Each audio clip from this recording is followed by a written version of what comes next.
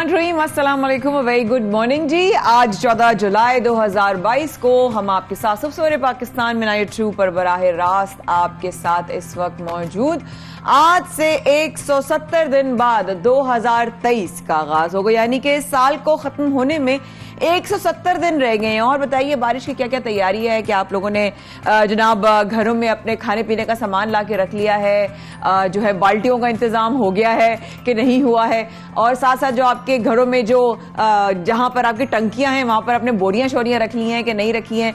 तैयारियां कर लीजिए, बिकॉज अब जो सिस्टम आ रहा है वो रहेगा 17 से 18 जुलाई तक। और आज सुबह ही मैं देख रही थी, खबरों में भी देख रही थी, साथ साथ ऑनलाइन भी देख रही थी और अखबारों में भी हमारी पड़ी थी, इस तरह के आप देख रहे हैं। अगर इस वक्त मेरे पास 92 का जो है वो न्यूज़पेपर भी है, तो हम ये देख रहे थे कि जिस तरीके से तबाहियां हुई हैं पिछले बारिशों में, उसमें क्या होगा, लोग कितने तैयार हैं, क्या एक्सपेक्टेशंस हैं, क्या अब लोग मेंटली एक्सेप्ट कर चुके हैं कि ये अब हमारे साथ सिचुएशन होने वाली है, हुकूमती लेवल पे हमें कोई मदद नहीं मिलेगी।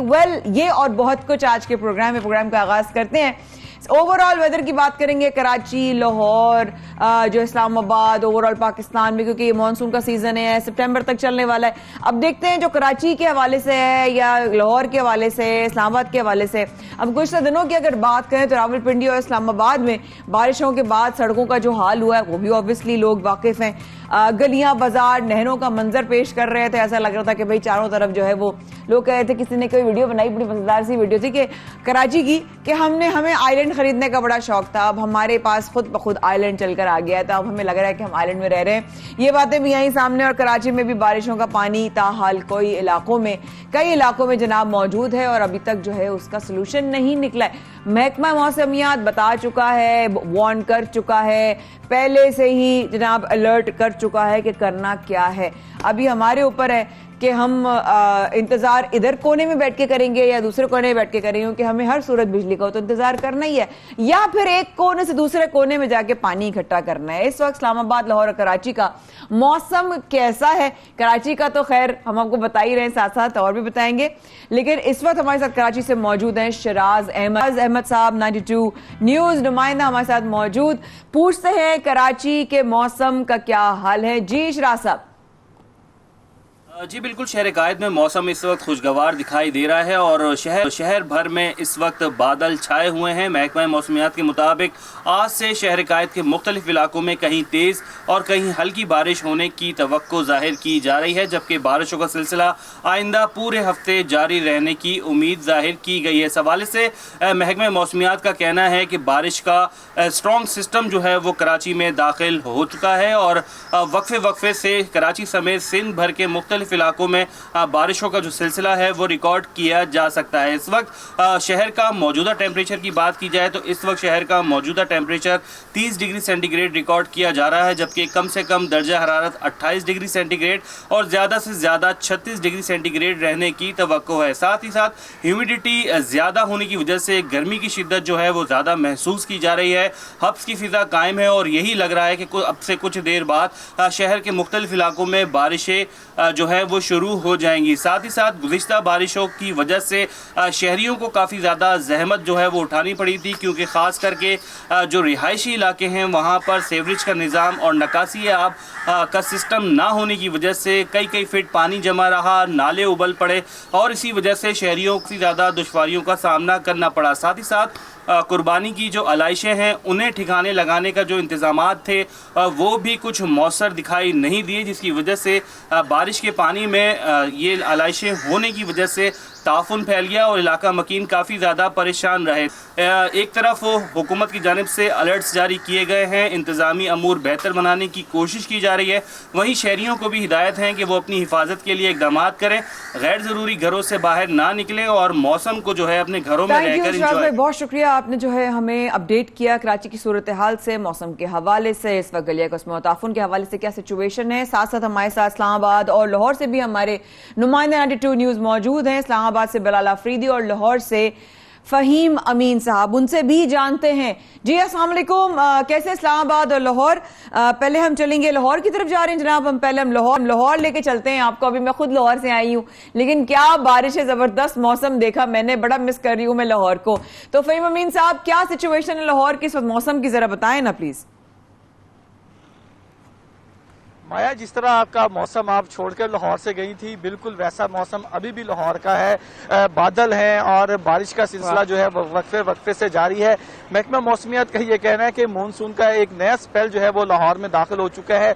गुज़िश्ता रोज भी बारिश हुई, जिसकी वजह से लाहौर के अक्सर नशेबी मकामात पर पानी तो जरूर खड़ा हुआ और आज भी बारिश का इम्कान है। और साथ ही साथ ये कल भी बारिश जो है यानी कि जुमे के रोज भी बारिश का इम्कान जाहिर किया जा रहा है। तो लिहाजा लाहौर शहर में बारिश हो रही है। बारिश भी तकरीबन 50 से 60 मिलीमीटर बारिश है, जिसको कंट्रोल करने के लिए वासा के पास जो है वो मुनासिब इंतजाम जरूर हैं, क्योंकि लाहौर की बेशतर सड़कें ऐसी हैं जहां पर वासा की जानिब से जो है वो अपने आर्जी तौर पर कैंप्स लगाए गए हैं। और वासा की जानिब से ये दावा किया जाता है, गुज़िश्ता रोज हमने उसका अमली नमूना भी देखा कि बारिश के 3 घंटे बाद जो है वो लाहौर की किसी सड़क पर पानी नजर नहीं आएगा। लेकिन ये इंतजाम जो है वो सिर्फ वासा के जो कंट्रोल्ड एरिया है वहां पर देखने में नजर आते हैं। लेकिन लाहौर का एक इलाका है वाल्टर रोड, जहां पर तकरीबन 25-30 मिलीमीटर बारिश भी हो जाए तो वो भी जो है वो किसी जो है नहर का मंजर पेश करना शुरू हो जाता है। वहां के लोग जो है कम से कम जरूर दुआ मांगते हैं कि बारिश जो है वो हो तो जरूर, लेकिन 10-15 मिलीमीटर से ज्यादा ना हो, क्योंकि उसके बाद वहां पर बारिश के साथ साथ बिजली के क्या सिचुएशन है, आवाम को क्या मतलब, क्योंकि मैंने काफी इलाकों में देखा बादल भी थे, बारिश भी हो रही थी, लेकिन बिजली मौजूद थी। वहां पे बिजली की कितनी बुरी सूरत हाल है, ये कितनी बेहतर? जी, लाहौर शहर की अगर हम बात करें तो लाहौर शहर में ईद के दरमियान जो है वो गैर एलानिया लोड शेडिंग बिल्कुल नहीं हुई, क्योंकि इक्का दुक्का जो जगह मकामात पर लाइट जाने का जो शिकायत थी वो सामने आती थी। और बारिश रुकने के बाद लेस्को हुकाम का ये कहना था कि 2 घंटों में फीडर्स को जो है वो बहाल कर दिया जाता था। लेकिन जो नवाही इलाके हैं वहां पर लोगों को काफी मुश्किल का सामना करना पड़ा है। वहां पर 6-6, 8-8 घंटे की लोड शेडिंग हुई है, जिसकी वजह से शहरियों की ईद भी खराब हुई और उनकी जानिब से लेस्को ऑफिस के बाहर धरना भी दिया गया कि उनका ये कहना था कि जो इंतजामिया है उनका ज्यादा फोकस जो है वो लाहौर के शहरी इलाके हैं, जो लाहौर के दही इलाके हैं उन्हें बिल्कुल नजरअंदाज कर दिया जाता है, जिसकी वजह से जो है वो मसाइल पेश आते हैं। फ़हीम साहब, आप हमारे साथ रहिएगा। जरा इस्लामाबाद में हमारे जो साथी हैं बिलाल आफरीदी, उनसे बात कर लेते हैं। बिलाल, जरा बताएं, जिस तरह स्पेल इस वक्त देखिए कराची में भी आ रहा है, लाहौर में भी आ रहा है, और मैं जिस तरह देख रही हूँ ना कि फ़हीम अमीन साहब के पीछे बादल आए हुए हैं, ऐसे ही आपके जो है ना फ्रेम में भी बादल ही बादल है साथ साथ, और जो है वो हरियाली भी नजर आ रही है। हमारे यहाँ तो सड़कें और पानी और बादल सब नजर आते हैं, लेकिन हरियाली पंजाब और इस्लामाबाद में नजर आती है। क्या सिचुएशन है बारिश की, जरा बताइए, वेदर की अपडेट दीजिएगा प्लीज। जी, आज बिल्कुल इस्लामाबाद का मौसम तो गुज़श्ता कई रोज़ से जो है वो काफ़ी बेहतर और काफ़ी खुशगवार है। वक्फे वक्फे से 1 दिन बाद 2 दिन बाद जो बारिश का सिलसिला है वो चलता रहता है और बादलों की और सूरज की आंख मिचौली भी चलती रहती है। गुज़श्ता 24 घंटे की अगर बात करें तो गुज़श्ता 24 घंटे से भी मौसम काफ़ी खुशगवार है। गुज़श्ता रात से ही हल्की हल्की बारिश का सिलसिला जारी है और आज सुबह तक ये हल्की बारिश का सिलसिला जो है वो जारी रहा। मौसम जो दर्जा हरारत है उसमें काफ़ी ज़्यादा कमी आ गई है। लेकिन इसके साथ साथ अगर बात की जाए कि बारिशों की वजह से काफ़ी ज़्यादा जहमत का सामना है इस्लामाबाद के और रावलपिंडी के शहरियों को भी। जो नशेबी इलाके हैं, जो बड़े नालों के अतराफ में जो इलाके हैं, वहाँ पर जो रिहायशी हैं उनको काफ़ी ज़्यादा परेशानी का सामना रहा। घरों में पानी दाखिल रहा बारिश के बाद, और जो बड़े प्लाजे हैं उनकी बेसमेंट में भी दाखिल हुआ। सड़कें जो है वो तालाब का मंजर भी पेश करने लगी। इस्लामाबाद में हरियाली तो है ही, लेकिन जब बारिश होती है तो हरियाली के साथ साथ झील का मंजर भी पेश करता है इस्लामाबाद। लेकिन ज़िले इंतज़ामिया और जो रेस्क्यू टीम्स हैं उन्होंने प्री अलर्ट जो है वो भी जारी किए हैं और लेकिन साथ साथ जो है वो काफ़ी ज़्यादा एक्टिव भी दिखाई दिए। जिन इलाकों में पानी ज़्यादा जमा हुआ उन इलाकों में ज़िले इंतज़ामिया और रेस्क्यू के अफसरान जो है वो मौजूद रहे। अगर कोई पानी में फंसा हुआ था तो उनको भी जो है वो फौरी तौर पर रेस्क्यू किया गया। लेकिन बहुत ज़्यादा जो है वो नुकसान, लेकिन वो वाली बात है कि पिंडी का सिचुएशन हमने कल देखी थी, कुछ मनाजर हमारे साथ आए थे। कराची में अभी तक ताहाल तक बहुत जगहों पे पानी नहीं निकाला जा सका है और अभी तक जो है वो पानी वहां पर खड़ा हुआ है। तो क्या पिंडी की सिचुएशन है ऐसी या बेटर हो गई है या पानी जो है वो निकाल लिया गया है, जरा प्लीज बताइएगा। जी, बारिश के दौरान तो पानी काफ़ी ज़्यादा जमा रहा और उस दौरान चूँकि नाले भी ओवरफ्लो हो चुके थे तो पानी का निकालना जो है वो काफ़ी ज़्यादा मुश्किल था। लेकिन अब चूँकि बारिश जो है वो जो तेज़ बारिश का सिलसिला था वो रुक चुका है और हल्की हल्की रिमझिम है, तो अब जो जो पानी खड़ा था वो निकाल लिया गया है और अब जो रेस्क्यू टीमें हैं वो भी अलर्ट करी हैं और पानी निकालने के लिए मशीन्स भी मुख्तलिफ मकामात पर जहाँ पे ख़तरा होता है कि यहाँ पर पानी जमा होगा तो वहाँ से पहले से ही अपनी मशीन्स के साथ अपनी टीम्स के साथ वहाँ पर मौजूद रहते हैं और पानी को खड़ा होने नहीं दिया जा रहा। लेकिन इसके बावजूद यही बात है ना बिलाल साहब, इस्लामाबाद की ना यही बात होती है कि लोग जो है ना बारिश को एंजॉय कर सकते हैं, यही हम देख रहे हैं। तो आई होप इस्लामाबाद के लोग भी जो है वो एंजॉय कर रहे होंगे। तो यही चीज मैं उनसे पूछना चाहूंगी। हमारे साथ जो है फहीम अमीन साहब लाहौर से मौजूद है। फहीम, ये बताइए कि जिस तरीके से इस्लामाबाद और पिंडी का वो बता रहे हैं सिचुएशन सॉर्ट आउट हो गई है कि जी पहले से ही वो तैयार होते हैं पानी वगैरह निकालने के लिए ताकि लोगों को तकलीफ ना हो। लाहौर की सिचुएशन, पानी कहीं खड़ा हुआ है इस वक्त मौजूद? क्योंकि मैं तो बहुत शराज भाई के आई एम श्योर वो मुझसे इत्तेफाक करेंगे, अब हम बता सकते हैं कि पानी अभी तक काफी जगहों पे खड़ा हुआ है। जी फहीम साहब। अच्छा माया, ऐसे है कि लाहौर शहर में वासा की जानिब से नो डाउट काफ़ी बेहतर इंतजाम किए गए हैं। ख़ास तौर पर पिछले गुज़िश्ता हुकूमत के दौरान जो है कुछ ऐसे प्रोजेक्ट्स किए गए थे जिसकी वजह से जो मेन पॉइंट्स थे, जैसे कि लारनस रोड पर एक अंडरग्राउंड वाटर टैंक बनाया गया था जिसकी वजह से वहां पर जो खड़ा होने वाला पानी है वो दोबारा रिसाइकिल तो होके पार्क के लिए, जना गार्डन के लिए इस्तेमाल हो जाता है। इसी तरह लक्ष्मी चौक जो है एक बड़ी जबरदस्त जगह थी जहां पर पानी खड़ा होता था और साबिक वज़ीर आला और मौजूदा वज़ीर आज़म अमूमन जो है वहां पर बड़े बड़े बूट पहनकर जाकर लोगों को दिखाते थे कि यहाँ से पानी का निकास किया जा रहा है। वहां पर भी एक मुस्तकिल निकासी आपका बंदोबस्त किया गया है। लिहाजा कुछ इलाके जैसे कि मॉडल टाउन है वहां पर पानी के खड़ा होने की शिकायत जो है वो जरूर सामने आती है क्योंकि वहां पर कोई प्रॉपर जो है वो सीवरेज का सिस्टम नहीं है। इसी तरह बंद रोड के कुछ इलाके ऐसे हैं जहां पर सीवरेज का सिस्टम ना होने की वजह से शहरियों को मुश्किल का सामना करना पड़ता है। लेकिन अगर हम मजमूई तौर पर बात करें तो वासा की जानिब से आरजी जो है वो कैंप्स लगाए जाते हैं ताकि जो लाहौर की तमाम बड़ी शाहराएं हैं वहां पर कम से कम उनका ये दावा है और हमने देखा भी है कि बिल्कुल ठीक है। लाहौर से फहीम अमीन और इस्लामाबाद से बिलाल अफरीदी, आप लोगों का बहुत शुक्रिया। आप लोग बहुत अच्छे लग रहे हैं बारिशों में। अपना प्लीज ख्याल रखिएगा। जब तक आप लोग अपडेट नहीं करेंगे कैसे आवाम को पता चलेगा 92 के मोहब्बत करने वालों को कि जनाब कहां कहां पे क्या मौसम के हाल है। बहुत शुक्रिया आप लोग हमारे साथ हैं। लेकिन इस वक्त जो कराची में जरा वापस आते हैं, आप लोगों को बड़ा हमने हरियाली और अच्छे मौसम दिखाए। अब आपको हम अच्छे मौसम के साथ साथ ये भी बता दें कि शहरी जिस तरीके से परेशान हुए हैं, बहुत videos I am very very sure आप लोगों ने बहुत सोशल मीडिया पे वीडियोस देखी होंगी इसमें लोगों के घरों में पानी, लोगों को रेस्क्यू टीम्स ने इस तरह बचाया। ऐसे ही हमने एक ऐसी फैमिली से राब्ता हमारा हुआ जो इस तरह की सिचुएशन से सफर कर कर इस वक्त हमारे साथ मौजूद हैं। हालिया बारिशों में उनके साथ क्या हुआ, शहर में जिस तरीके से सिचुएशन आई।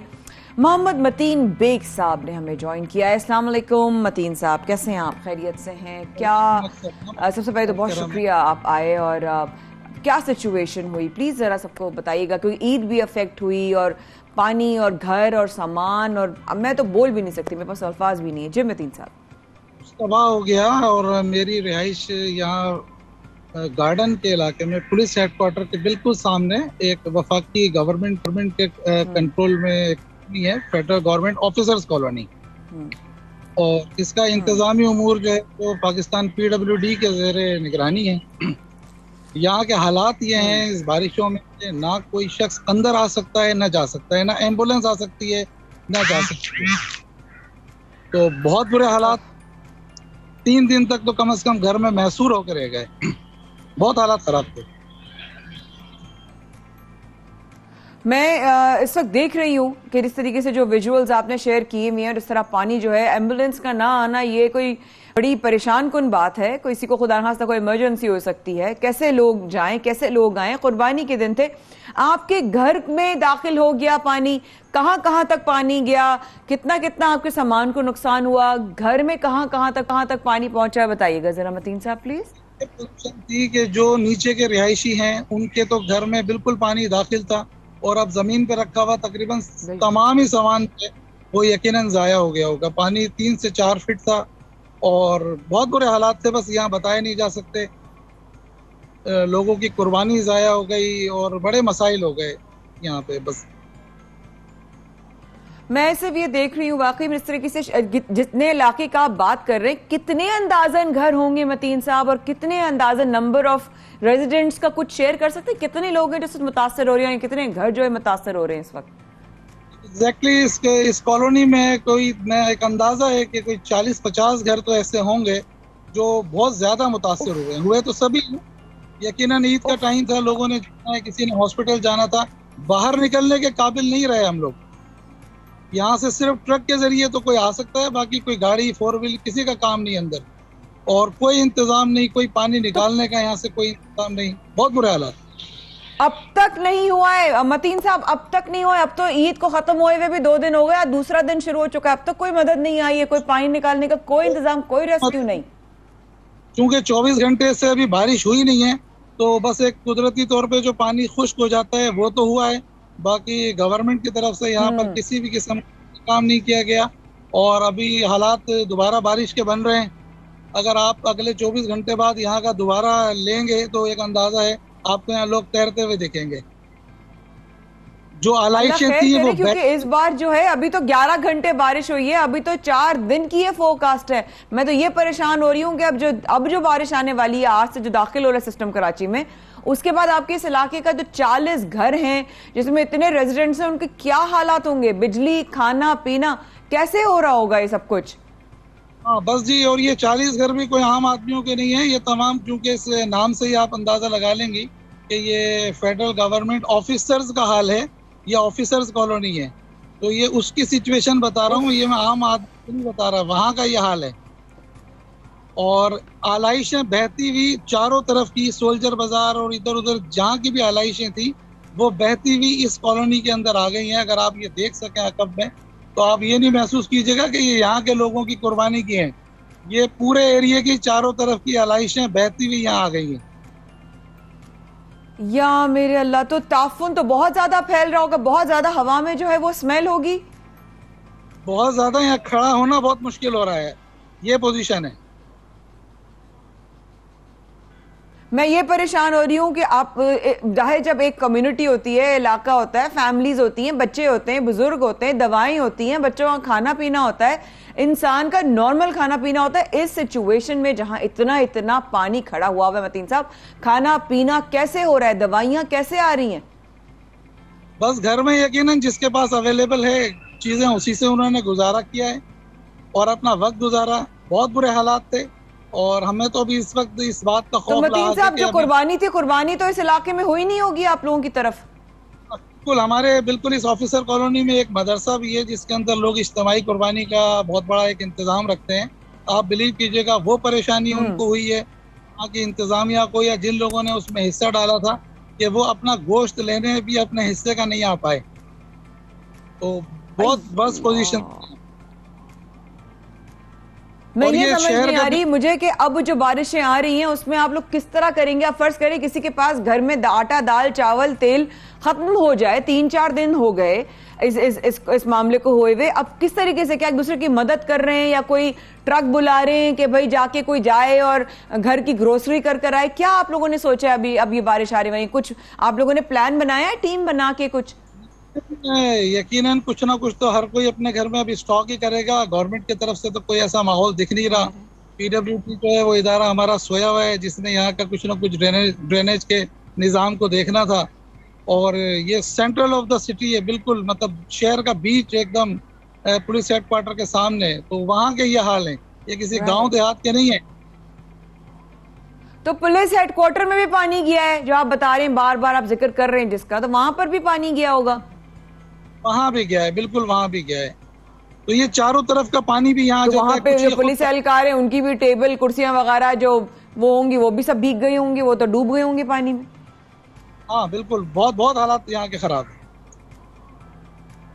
और वो गंदा पानी भी होगा, कोई साफ पानी तो होगा नहीं। जिस तरह आप बता रहे हैं जो सिचुएशन, उसमें तो बीमारियां भी हो सकती हैं, उसमें तो स्किन एलर्जीज भी हो सकती हैं, उसमें लोगों को सांस का और वो मसला भी हो सकता है, कोरोना अलग फैल रहा है। मुझे समझ नहीं आ रहा क्या आपकी किसी हुकूमती नुमाइंदे से बात हुई है मतीन साहब? बड़ी फिक्रमंद वाली बात है ये तो, फिक्र करने वाली। बस अब शायद आपके तवस्सुस से कुछ लोग इसको सुन लें, देख लें और कुछ केयर हो जाए यहाँ की, अगली बारिशों में हम बच सकें जो होने लगी है। बाकी अब तक तो बहुत बुरे हालात हैं। मतीन साहब, जरा सा कुछ लम्हे रह गए, जल्दी से बताइएगा, किसी को आपने फोन किया, किसी इदारे को कोई राब्ता हुआ? क्योंकि इस सिचुएशन में फोन भी आप लोगों के चार्ज होंगे नहीं होंगे मुझे नहीं पता, लेकिन किसी से बात हुई? आपके किसी इदारे, किसी डिपार्टमेंट को आपने कॉल किया है? जी, प्रोविंशियल गवर्नमेंट को राब्ता करने की कोशिश की तो उनके एहलकारों ने कहा जी ये चूंकि वफाकी गवर्नमेंट की कॉलोनी है और उनके उसमें आती है पोर्टफोलियो में, और फेडरल गवर्नमेंट अपने फंड्स को रोती रहती है, यहाँ के जो रिहायशी हैं वो बेचारे बस बिल्कुल बेसरो सामान एकदम आसरा हैं। सर, ये आपको पोजीशन ये है। जवाब दिया गया है कि ये फेडरल गवर्नमेंट के अंदर आता है? जब आपने डिपार्टमेंट को फोन किया, ये बाकायदा आपको जवाब दिया गया है? जी हाँ, जी हाँ, जी हाँ, बिल्कुल, क्योंकि ये कॉलोनी का इंतजाम उन्हीं से है तो इस तरह का जवाब मिलता है। ऐसा ये कोई लाइफ में पहली बार नहीं हुआ, ये हमेशा जब बारिश होती है यहाँ का यही नक्शा होता है। और आप सर, अफसोस जब की चाहें- बात है ना, हम मुश्किल में एक दूसरे का साथ नहीं देख सकते। हमारे साथ इस वक्त एक कराची शहरी मोहम्मद मतीन बेग साहब मौजूद थे और गार्डन के एरिया में जिस तरह वो बता रहे हैं 40 घर हैं, या आई एम श्योर इससे ज़्यादा ही होंगे, लेकिन उन्होंने बताया कि 40 घरों को तो बहुत नुकसान पहुंचा है।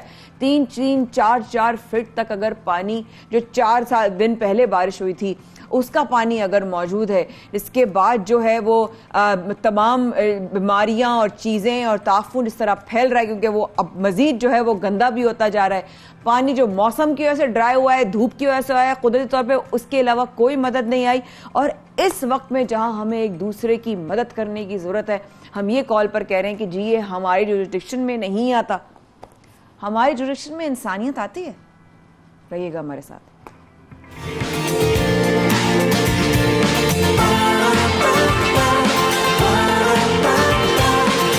सुबह सवेरे पाकिस्तान।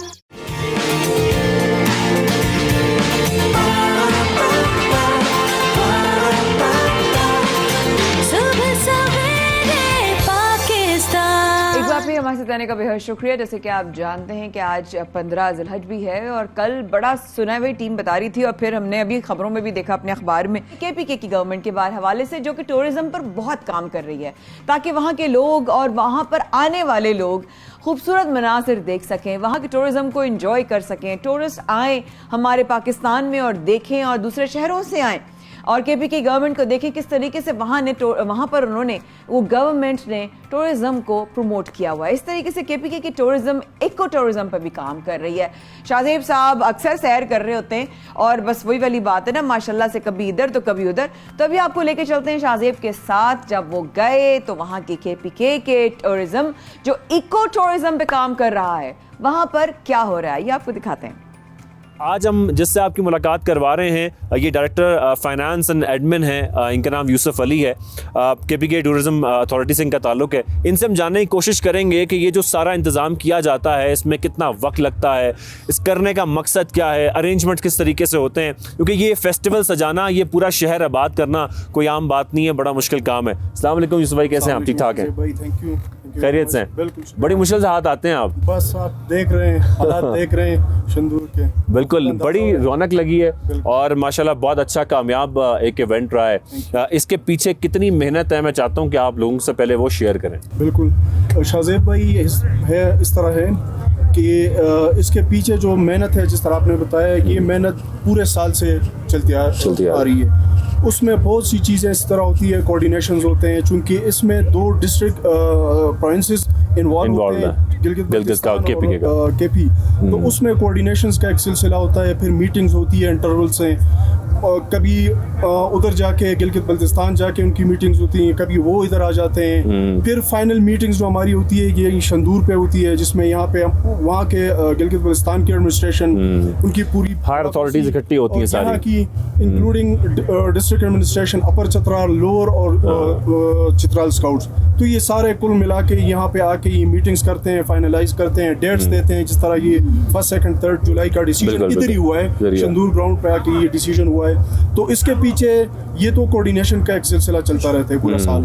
उसके बाद फिर फंड्स एलोकेशंस होती हैं, फिर उसके पीछे आप जैसे देख रहे हैं कि ये पूरा एक शहर सजाया हुआ है, सिटी। बेशक, बिल्कुल ऐसे ही पूरी चीजें, सहूलियात, फूड स्ट्रीट से लेके खैमों से लेके और खेल तक सब कुछ देनी होती है, क्योंकि टूरिस्ट आता है, ये चूंकि एक एस्टेब्लिश सिटी नहीं है, तो हमने एक पूरी सिटी बनानी होती है जिसमें तमाम फैसिलिटीज हमने टूरिस्ट को देनी होती है। सफाई का इतना ख्याल लोग नहीं रखते।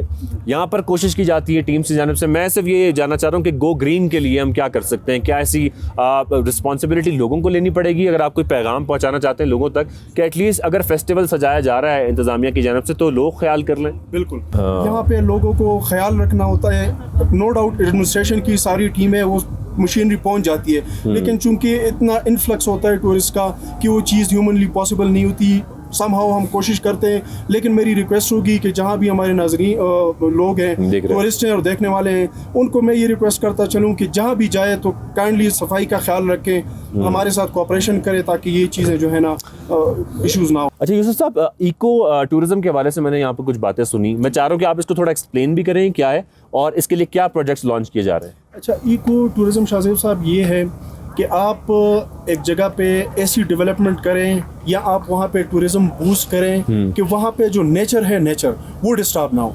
डिफॉरेस्टेशन ना हो, माउंटेन्स की जो अपनी ओरिजिनल हालत है, नेचुरल कंडीशंस है वो डिस्टर्ब ना हो, रोड्स की वजह से जो नेचुरल पाथवेज हैं जो वो ख़राब ना हो, पानी का सिस्टम ख़राब ना हो, जैसे सीवरेज सिस्टम होता है जहाँ पे कंस्ट्रक्शंस होती है, बिल्डिंग्स बनती है तो आपको पता है कि वो पोल्यूशन और चीज़ें वो हो जाती है, बढ़ जाती तो वो इस चीज़ पे भी हमने एक स्ट्रेटजी बनाई है। मेन प्रोजेक्ट्स है उसमें वाटरफॉल्स पे हम काम कर रहे हैं, जहाँ पे वाटरफॉल्स हैं उनके इर्द गिर्द हम उन एरियाज़ को डेवलप कर रहे हैं। जैसे वहाँ पे हमने बेंचेस बनाए, गजीबोस बनाए, वहाँ पे टक शॉप्स बनाए। क्या उसकी टेरिटरी महदूद कर दी जाएगी कि यहाँ पर कंस्ट्रक्शन नहीं हो सकती? हाँ बिल्कुल, इको टूरिज्म है ही इसी तरह कि आप बेजा कंस्ट्रक्शन ना करें, आप टूरिज्म को इस तरह बूस्ट करें कि आपका जो नेचर है वो डिस्टर्ब ना हो। बिल्कुल, तो यही चीज़ हम अभी आप अगर देखें, कुमराट एक नई एक्सप्लोर जगह है, तो वहाँ पे आप जैसे ही ये जगह एक्सप्लोर होती है तो बिल्कुल एक बेहंगम सी लोग पहुंच जाते हैं और कंस्ट्रक्शन शुरू हो जाती है और हुकूमत भी कोशिश करती है कि रोड्स पहुंचा दे।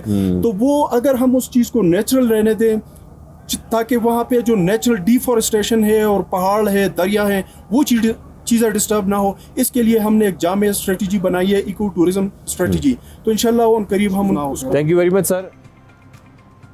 बहुत शुक्रिया शाहजेब, आपने हमें केपीके के इको टूरिज्म के हवाले से जहां काम हो रहा है, I wish all them a very best of luck. लेकिन इस वक्त हमें बेस्ट ऑफ लक की भी ज़रूरत है। जो कराची शहर के हालात हैं, इस तरीके से हम थोड़ी देर पहले आपको पूरे पाकिस्तान के मौसम के हवाले से अपडेट की, इस तरह कराची की सिचुएशन, इस तरीके से कराची के गार्डन में रहने वाले एक शहरी की हालत नहीं है।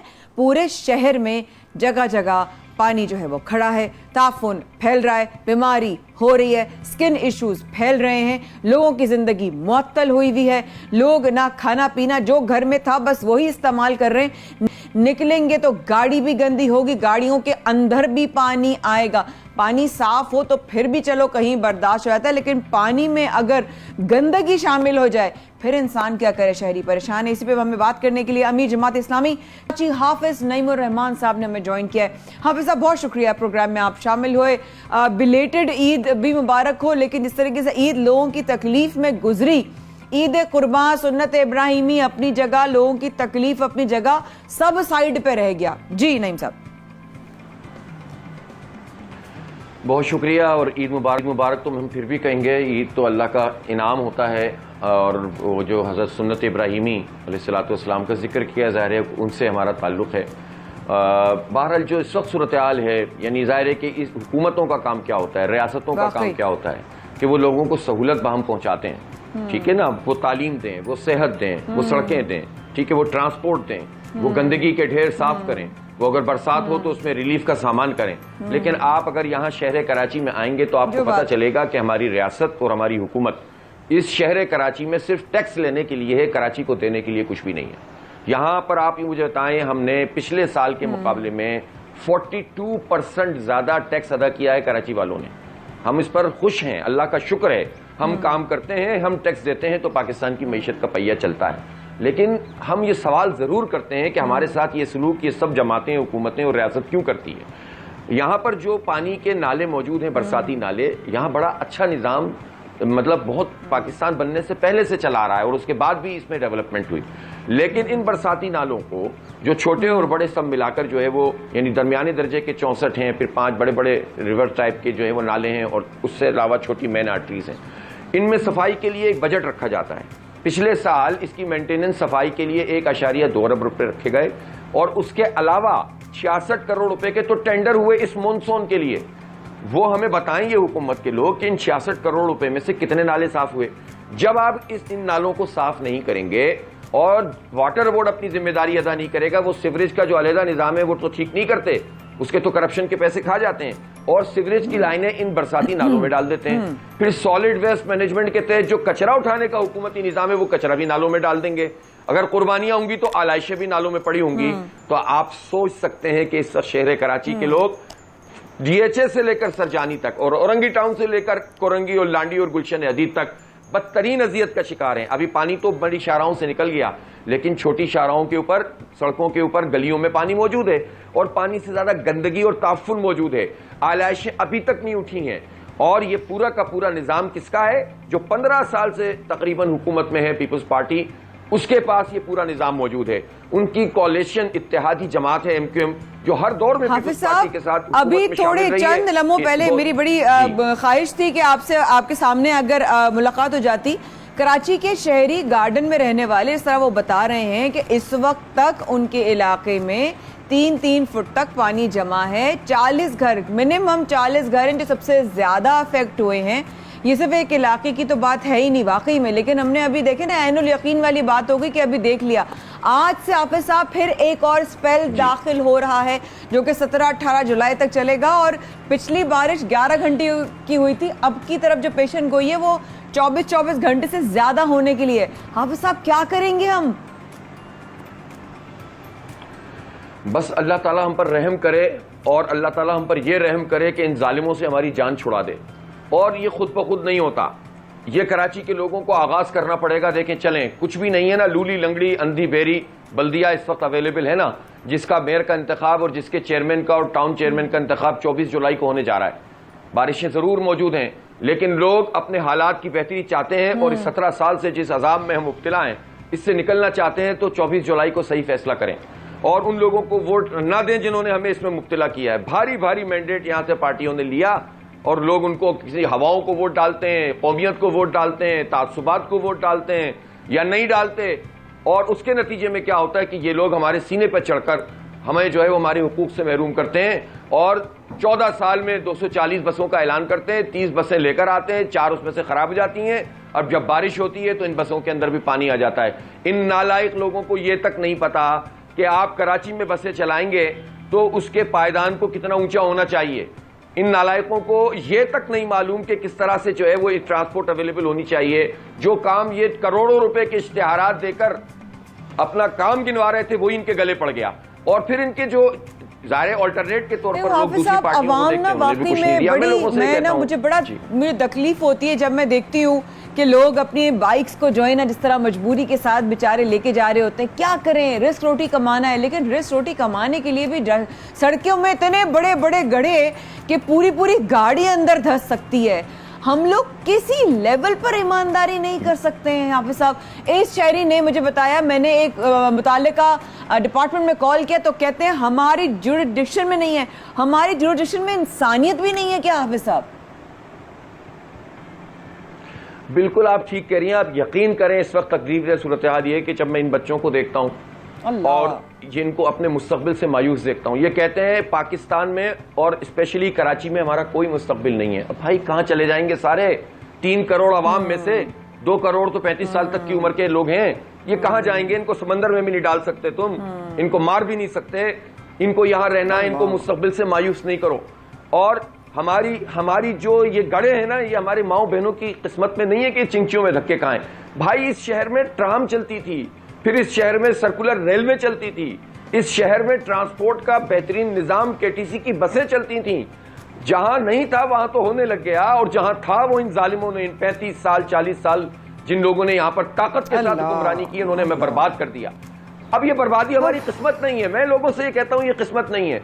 तुमने तब्दीली भी चाही तो वो चाहिए जिनको भारी मैंडेट दिया और उन्होंने पलट के नहीं देखा। इन्होंने ऐलानात किए 1100 अरब रुपए का पैकेज, 162 अरब रुपए का पैकेज, यूं कर देंगे वो कर देंगे। उन्हें पता ही नहीं था वो क्या ऐलान कर रहे हैं और उनके लोग यहाँ पर उनके साथ क्या खेल रहे हैं। मैं यकीन से कह रहा हूं आपसे, मैं सियासतबाजी की बात नहीं है, जमात इस्लामी पर लोग एतमाद करें, 24 जुलाई को वोट दें। मैं जिम्मेदारी से कहता हूं इंशाल्लाह रोना नहीं रोएंगे, जितना इख्तियार है उससे ज्यादा काम करेंगे और इख्तियार छीनेंगे, इसलिए कि मर जाने से, पीछे हट जाने से और अपने सारी बागदौड़ इनके हवाले करके आप इनसे खैरात नहीं मांगे, ये हमारा हक है। हम अपने हक की तहरीक चला रहे हैं, इसलिए हम कराची के लोगों से कहते हैं कि इन आजमाए लोगों को मत आजमाएं। हाँ, अगर आपने आजमाकर नेमतुल्लाह खान जैसे लोग देखे और उनकी कारकर्दगी देखी है, तो मैं फिर आपसे रिक्वेस्ट कर रहा हूं, अपने बच्चों के मुस्तकबिल के लिए आपको सही फैसला करना पड़ेगा। इसके बगैर कोई चॉइस नहीं है आपके पास। जमात इस्लामी के अलावा इस शहर के लिए कोई चॉइस नहीं है। आप फिर तजर्बा करें, फिर जलील ख्वार होंगे। इसलिए ये पॉलिटिक्स का मसला नहीं है, ये हमारे मुस्तकबिल का मसला है। देखिए, सब हो सकता है। क्या मेयर, ये बाइख्तियार मेयर भी कचरा तो उठा सकता है, आलाइशें तो साफ कर सकता है, लेकिन जब सियासी बुनियादों के ऊपर एडमिनिस्ट्रेटर का तकर्रुर होगा और वो सिर्फ उस सड़क के ऊपर जाकर फोटो शो करेंगे और वीडियो बनाएंगे और ट्वीट करेंगे कि देखो मैंने साफ कर दिया, और गार्डन के लोग, अगर आपने खुद बता दिया, आप जाएं तो सही डाउनटाउन के अंदर, आप जाएं सब जोड़िया बाजार में, आप सदर के इलाकों के अंदर जाएं, गलियों के अंदर, इवन आप डीएचए की सड़कों से पानी नहीं निकला है, फिर वो कहेंगे डीएचए हमारे अंडर में नहीं है। लेकिन भाई, हुकूमत तो आपकी है, विफाकी हुकूमत एक ही जगह ना। आप सिर्फ बता रहे हैं, आपकी बात भी जाहिर है, हम सुन भी रहे हैं, आपका मौक़िफ़ भी हमारे पास आ रहे हैं, लेकिन ऐसा लग रहा था कि कुछ लोगों ने ना बस एक स्पॉट बनाया हुआ है, जैसे कि वो रेड कारपेट में होता है ना, कि रेड कारपेट में जाएंगे, वहां पे तस्वीरें खिंचवाएंगे, जैसे कि समन राउंड अबाउट एक बना लिया एक स्पॉट के, वहीं पर जाकर तस्वीरें और वीडियोस बन गई। कराची शहर में, पूरे कराची में क्लिफ्टन डिफेंस के अलावा भी बुरा हाल है और बदतरीन सिचुएशन में कराची वाले रह रहे हैं, और कहीं जाके नहीं उन्होंने देखा, कहीं उनकी नजर नहीं पड़ी। एग्जैक्टली कल जो है एक जनाजे में हम शरीक हुए, आखिरी रसूमात में। हमारी मसीही बिरादरी का एक बूढ़ा आदमी था, वो गुज्जर नाले में तो तामीराती काम हो रहा है। तामीराती काम जो लोग कर रहे हैं, उन्होंने ये तक नहीं सोचा कि सेफ्टी मेजर्स क्या होते हैं। एक नाले के साथ जिसमें बरसात हो रही है, आप किस तरह से काम करते हैं। वो डूब गया और जान से चला गया। एक दिन पहले एक बच्चे की लाश तैरती हुई आई है इसी नाले में पीछे की जानिब से। यार, हम लाशें, अपने बच्चों की लाशें उठाने के लिए शहर में मौजूद है, इसलिए टैक्स देते हैं। मैं खुदा के लिए, अब कराची के लोगों को खुद भी जागना चाहिए। इसको अपनी किस्मत मत समझो। इन जालिमों के हाथ में जो आपने इख्तियार और इख्तिदार दिया हुआ है, ये सब मिलकर, ये सब मिले हुए हैं। इस दौरान में जब हम डूब रहे थे, तो आप ये कहेंगे पॉलिटिकल पॉइंट स्कोरिंग, लेकिन मैं ये पूछना चाहता हूं कि एमक्यूएम ने जब हम डूब रहे थे तो एक मुशीर जरदारी साहब से कहकर उन्होंने बढ़वा लिया दोबारा। इनका बस ये काम है। और जो पार्टी जिसको भरकर मैंडेट दिया था, उसका एजेंडा ही कराची नहीं है। जब हम डूबने लगते हैं तो वो 2 ट्वीट कर देते हैं और वो तकरीर में तस्करा कर देते हैं। तो मैं कराची के लोगों से कहता हूं, आप जिस पार्टी से भी ताल्लुक रखते हो, मैं पार्टियों के खिलाफ नहीं हूं, पॉलिटिकल अमल आगे बढ़ना चाहिए। और हमारी ये सियासत भी नहीं है कि हम नफरत की सियासत करें, हम गालियां दें। लेकिन मैं आप लोगों से कहता हूं, आप पीटीआई से हैं, आप पीपल्स पार्टी से हैं, आप एमक्यूएम से हैं, नून लीग से हैं, कराची को ये लोग दुरुस्त नहीं करेंगे। अगर करते होते तो आज हो चुका होता। कराची को दुरुस्त करने के लिए इंशाअल्लाह हम हैं मौजूद। जब कोई इख्तियार नहीं है तो हम लोगों के साथ बरसात में खड़े होते हैं ना। हमारी खिदमत की मैयत गाड़ियां हम, आप कह रहे हैं जिस तरीके से आप कह रहे हैं उसको भी कंटिन्यू करेगा, लेकिन मुझे प्लीज जरा ये भी बता दें, जिस तरीके से आप बता रहे हैं ताफुन फैल रहा है, अभी तक लियाकताबाद पुल पर अभी मैं आपको अभी की बात बता रही हूँ, गाय के सर अभी तक वहां पर मौजूद हैं। कुर्बानी के बाद जानवरों के सर वहां पर अभी भी मौजूद हैं। मुझे ये समझ नहीं आ रहा कि ये देखने वाला कोई है। चलें, अगर खुदा ना खास्ता आपके हक में जो अल्लाह हो बेहतर हो, लेकिन मैं ये कह रही हूँ कि अगर नहीं भी होते हुकूमत में, फिर भी हम लोग क्या हमें करना चाहिए, अवाम अपनी सिचुएशन को बेहतर बनाने के लिए और क्या कर सकती है? देखें, ये बात तो दुरुस्त है कि आवाम को भी गंदगी मिजाज के अंदर नहीं पैदा करनी चाहिए और अपने तईं जो सफाई सुथराई का निज़ाम है, अपना घर तो हमें साफ करना चाहिए, अपनी गली तो साफ करनी चाहिए। लेकिन मैं आपको बताऊं कि ये अच्छी बातें करना बड़ा आसान होता है। मैं अक्सर देखता हूं सोशल मीडिया पे लोग बड़ी तलकीन कर रहे होते हैं आवाम को। अरे यार, इस आवाम को आप तालीम नहीं दें। हजारों सरकारी इदारे हैं और इन सरकारी इदारों में अपने बच्चों को पढ़ा नहीं सकते कि वहां तालीम नहीं मिलेगी। हमारे टैक्सों के पैसों से चलते हैं। हमारे लिए ये मॉडल स्कूल होने चाहिए। जिससे पहले होता था, लोग लाइन लगाकर कहते थे हमारे बच्चे को दाखिल कराओ। इमारत और गुर्बत नहीं होती थी, मेयार होता था। तुम तालीम नहीं दो, तुम सेहत की सहूलत नहीं दो, तुम हमारी बरसाती नालों में गंदगी का पानी और कचरा फेंक दो, तुम सफाई का निजाम नहीं दो, तुम गार्बेज सेंटर जो है वो सड़कों के ऊपर बना दो, तुम जो है वो हमें ट्रांसपोर्ट नहीं दो, चिंची के धक्के दो, तुम हमें जो कुछ था वो बर्बाद कर दो, फिर हमसे कहो यार बड़ा अच्छा होना चाहिए आपको। ये नहीं चलता, ये ड्रामेबाजी नहीं चलती। सीधा सीधा काम करो, रियासत को अपना काम करना चाहिए, उससे आवाम में भी एक एतमाद पैदा होता है। मैं आवाम के खिलाफ, आवाम की तो गलती है कि ऐसे लोगों को साहब एक बहुत अहम सवाल, मुझे पिछले दिनों कल ही हमने एक बारिश के वाले से कवर किया था, तो हमें ये पता चला जी नाले वगैरह सर आप बता रहे हैं, या आर्टरीज वगैरह हैं, जो नाले हैं उनके ऊपर तो इमारतें बन गई हैं। अब अगर आप लोग हुकूमत में आ भी जाते हैं तो किस तरीके से जो मेन स्ट्रीम जो पानी निकलने के रास्ते हैं उनको किस तरीके से आप करेंगे? How will you define that? बहुत मुश्किल सवाल है ये, और आप ये सवाल देखें, हैरत अंगेज बात ये है कि मुसलसल 14-15 साल से हुकूमत करने वाले जो पीपल्स पार्टी है उसके ऑनरेबल चीफ मिनिस्टर साहब, सीएम साहब कल ये फरमा रहे थे कि देखें लोगों ने जो है ना नालों के ऊपर तामीरात कर दी हैं और ये तामीरात नहीं होनी चाहिए।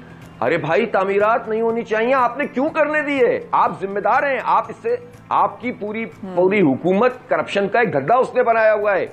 जो 35-40 साल से यहां पर ऐसे इख्तिदार में रहे वाले जिनकी मर्जी के बगैर कुछ नहीं हो सकता था, उनकी मौजूदगी में और इनकी मौजूदगी में ये सारे काम हुए हैं, और यही आकर जो है मगरमच्छ के आंसू बहाने लगे। हम क्या करेंगे? देखें, हम ये करेंगे, देखें जाहिर है कि मैं ये तो नहीं कह रहा कि ओवरनाइट सब कुछ सही हो जाएगा। पहला काम तो ये है कि जो नाले साफ हो सकते हैं वो 15 से 20 दिन के अंदर ये सारा काम हो सकता है, इन्हीं वसाइल के अंदर हो सकता है कि जो वसाइल अवेलेबल है। नंबर 1 काम। नंबर 2 काम ये है कि जहां जहां पर तामीरात हैं ऑल्टरनेट फराम, रीसेटलमेंट प्रोग्राम यहां पर लाना पड़ेगा। इसके बगैर कराची के मसले का हल नहीं है। रीसेटलमेंट प्रोग्राम क्या है?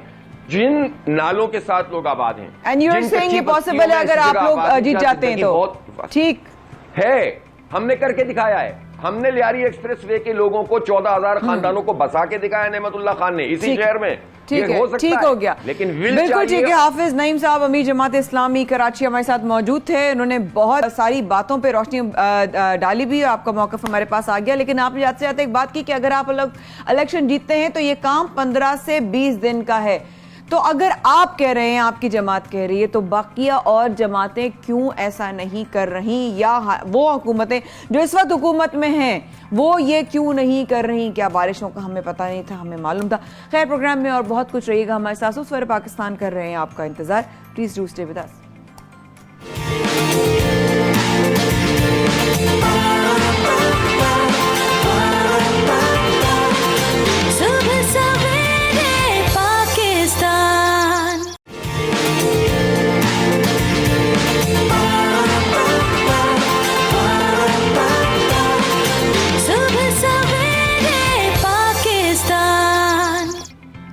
एक बार फिर हमारे साथ रहने का बेहद शुक्रिया। आप हमारे साथ बराह रास्त सुबह सवेरे पाकिस्तान में। अक्सर हमारे प्रोग्राम में आपकी मुलाकात होती रहती है ऐसे लोगों से जो घर का खाना बनाकर कभी गाड़ी में रखकर जो है वो कस्टमर्स को बेच रहे होते हैं, कभी कहीं जो है वो स्टॉल लगाकर जो है वो बेच रहे होते हैं, और इसके हलाल के लिए अपनी कहीं ना कहीं मेहनत, हाथ पैर ज़रूर मार रहे होते हैं। बहुत अच्छी बात है। घर का खाना किसको अच्छा नहीं लगता, बल्कि जो काम करते हैं दफातर में या घर से दूर होते हैं वो घर का खाना बहुत मिस करते हैं। लेकिन हाल ही में हमने जाना, और आज प्रोग्राम में जो हमारे साथ मौजूद हैं उन्होंने, बल्कि मैं उनकी मेहनत को और हिम्मत को सराहना भी चाहूँगी आप लोगों के साथ कि उन्होंने किस तरीके से हिम्मत करके दाल चावल बनाकर बाइक पर रखकर खुद बाइक चलाकर ये काम करना शुरू किया। क्यों किया, किस लिए किया, ये तो मैं नहीं जानती, लेकिन क्या किया बाजी दाल चावल वाली ने, ये तो सब जानते हैं। मेहनत क्यों कर रही हैं, किस लिए कर रही हैं, किसने सराहा, क्यों उस जगह पर आई कि महसूस हुआ। और कोई शर्मिंदा होने वाली बात नहीं, बड़ा काम है, अपना काम है, अपनी बॉस खुद है, बॉस ऑफ योर ओन। अपना काम करना वाकई में अल्लाह पाक जो है उसमें और बरकत अता करता है, क्योंकि वो सुन्नत भी होती है। जो तिजारत करते हैं, रिज़्क़ हलाल कमा रही हैं, हमारे साथ मौजूद हैं बाजी दाल चावल वाली नाजिया। अस्सलाम वालेकुम। वालेकुम अस्सलाम। कैसी हैं आप बाजी दाल चावल वाली? अल्हम्दुलिल्लाह ठीक ठाक। अल्हम्दुलिल्लाह अल्हम्दुलिल्लाह अल्हम्दुलिल्लाह। सबसे पहले बहुत शुक्रिया प्रोग्राम में आप आई और आपने वक्त निकाला आने के लिए। नाजिया, ये क्यों, कैसे, किस लिए, क्या ज़रूरत पड़ी, शौक़ था, हालात थे, क्या हुआ? बस ये एक बहुत लंबी स्टोरी है, लेकिन मैं शॉर्टकट करके बता देती हूँ। मैं सिंगल मदर हूँ। सिंगल मदर हूँ और मेरे बेटे हैं माशाल्लाह 8 साल के, वो हाफ़िज़े कुरान बन रहे हैं दारुल उलूम कराची से। एक बेटे? एक ही बेटे हैं। और सबसे बड़ी बात कि सब कुछ होने के बावजूद भी मेरे पास सपोर्ट नहीं है, और मेरी एक खुददारी है कि मुझे किसी से सपोर्ट नहीं चाहिए, मैं ख़ुद करूँगी। तो मैं बहुत अच्छे लेवल पे जॉब करती थी अल्हम्दुलिल्लाह, बहुत सारे रेस्टोरेंट में मैं एज आ मार्केटिंग मैनेजर रह चुकी हूँ, दुबई में जॉब कर चुकी हूँ, पाकिस्तान में बहुत सारे मल्टी नेशनल है, डोमिनोज़ है, KFC है, यहाँ जॉब कर चुकी हूँ। सबसे बड़ा इशू क्या आता है मेरे सामने? टाइमिंग का, क्योंकि घर पे कोई बड़ा नहीं है, दादी नानी फुफ्फी कोई ऐसा नहीं है कि जो मेरे बेटे वालिदैन में से, तो अब घर में भी कोई नहीं है। अब बच्चा बेचारा, आप इमेजिन कि आप सोचें 2 सेकंड के लिए कि आपका छोटा बच्चा घर पर अकेले और आप 8 से 10 घंटे जॉब कर रहे हो, बच्चे को खाना तो पकाकर आप देकर आए हो, उसने बच्चे ने नहीं खाया, क्या किया, सीढ़ियों में बैठ गए, दरवाजे में बैठ गए, किस तरह से मेरी सोच वहीं रहती थी। और बच्चा मासूम बच्चा वहीं लगा रहता होगा, वहीं लगा रहता। तो 8 साल मैंने निकाल लिए, किसी तरह से जॉब करके बच्चे को भी थोड़ा बड़ा कर लिया, निकाल लिए। लेकिन यही सोच रही थी कि 8 साल में मैंने क्या किया, 8 साल में मैंने क्या किया। मैंने 8 साल में सिर्फ एक दूसरी कंपनियों के लिए एफर्ट्स किए, स्ट्रगल किया, मेहनत की। मुझे क्या दे रहे हैं लोग? एक छोटी सी सैलरी, वो मेरा घर का रेंट, बच्चे की फ़ीस, और लास्ट मंथ में तो मेरे शायद राशन भी ख़त्म हो जाता था कि मैं किस तरह से इसे चलाऊं। तो सोचा तो बहुत टाइम से था कि काश कुछ अपना कर लूँ, मैं एज अ ब्यूटिशियन भी हूँ, कोई पार्लर खोल लूँ, कुछ ऐसा कर लूँ। तो कहाँ पे मार खा जाती थी? अपना बैकअप देखती थी, अमाउंट ही नहीं होती थी, क्योंकि हर काम करने के लिए तो अमाउंट चाहिए। सही बात है, इनिशियल इन्वेस्टमेंट चाहिए। तो मेरे पास तो कुछ भी नहीं है, नथिंग एल्स, मैं कुछ भी नहीं हूँ, ज़ीरो पर हूँ। जहाँ पे बस सैलरी मिलती है उसी से घर चलता, सैलरी ख़त्म, मैं भी ख़त्म, हैंड टू माउथ, पे चेक टू पे चेक। देन फिर मैंने सोचा कि कुछ करना चाहिए, लेकिन ये आप इसको स्टॉल कह रहे हैं, ठेला कहें, कुछ भी कहें, लेकिन ये इसको करने के लिए ना, मतलब मैंने 1 करोड़ दफ़ा सोचा, और वो फर्स्ट डे मैं अब तक भूल नहीं पाती कि क्या जब था फर्स्ट डे बहुत मिस रोने वाला दिन था, क्योंकि रोने वाला दिन था। अब मुझे हंसी आती है, क्योंकि अब, लेकिन मिस जब पकाने के बाद, जब मेरे पास तो कोई बैकअप भी नहीं है, कोई लड़का नहीं है जो ठेला निकाले उठाए। कितने किलो का बनाया था? मैंने फर्स्ट डे 2 kg का बनाया। अब मेरा 4th फ्लोर पे मेरा घर था, वहाँ से पका के पतीले बांधे और सीढ़ियों से मैं नीचे उतरने के बाद फिर मैंने ठेला निकाला और उसमें लगाया, बच्चे के साथ लेकर गई। तो लोग देख रहे थे मुझे और मैं आसमान की तरफ देख रही थी। रो भी पड़ी क्योंकि बस शायद कुछ इसमें है मसलियत, अल्लाह पाक यही चाह रहे हैं। जब वो यही चाह रहे हैं तो फिर मैं कौन होती हूँ ना करने वाली? जो होना होने दो, लोग अच्छा कहें बुरा कहें जैसा भी कहें, लेकिन मेरी सोच से हटकर हुआ। लोगों ने अच्छा कहा, लोगों ने अप्रिशिएट किया, मेरा कॉन्फिडेंट, मेरा दिल और बड़ा हो गया। वाह! जब मेरा दिल बड़ा हो गया तो फिर मैंने हिम्मत पकड़ ली। फिर मैंने रिक्शा भी लगवाया था मिस स्टार्टिंग में, लेकिन आप एक बड़ा बिजनेस भी करते हैं तो उसके लिए भी आपको बैकअप चाहिए होता है। मेरे पास तो बैकअप ही नहीं है, और अभी स्टार्टिंग है, छोटा काम है, स्टॉल दाल चावल का, तो उसमें आप कैसे एक रिक्शा अफोर्ड कर सकते हैं। फिर हिम्मत पकड़ी, बाइक ली फिर हिम्मत पकड़ी। अब बाइक भी चलानी नहीं आती, कौन सिखाएगा? निकल गया गुस्से से मैदान में, गिराए ठुके खुद ही, किसी से सीखी नहीं। अल्लाह, लड़की फिर अब बस सीख ली, कर ली, बस निकल गए। फिर कहा रिक्शे वाले के लिए मैं डेली 500 कहाँ से निकालूं, कैसे निकालूं? नहीं भाई, ये तो बहुत मुश्किल काम है, मैं कहाँ से निकालूं? अभी तो स्टार्टिंग है, कस्टमर बनेंगे, सेल अच्छी होगी तो जाहिर सी बात है कि सब कुछ हो जाएगा। फिर मैं वेल्डर वाले के पास चली गई, स्टैंड बनवाया। पहला दिन था, मैंने कहा अल्लाह, स्टैंड तो बनवा लिए, 15-20 किलो तो इसका ही वजन है। फिर पतीले का, चावल का, 15-20 किलो दाल का, फिर सब्ज़ी का, 3-4 सालन का, तो ये मैं कैसे लेके जाऊंगी? रख लिया, बाइक उठ गई। अल्लाह बाइक उठ गई। मैंने कहा अल्लाह, मुझे बस पहुंचा दे, मुझे मेरी मंजिल तक पहुंचा दे। हिम्मत पकड़ी, बैठी, तो अल्लाह का शुक्र है कि चला ली।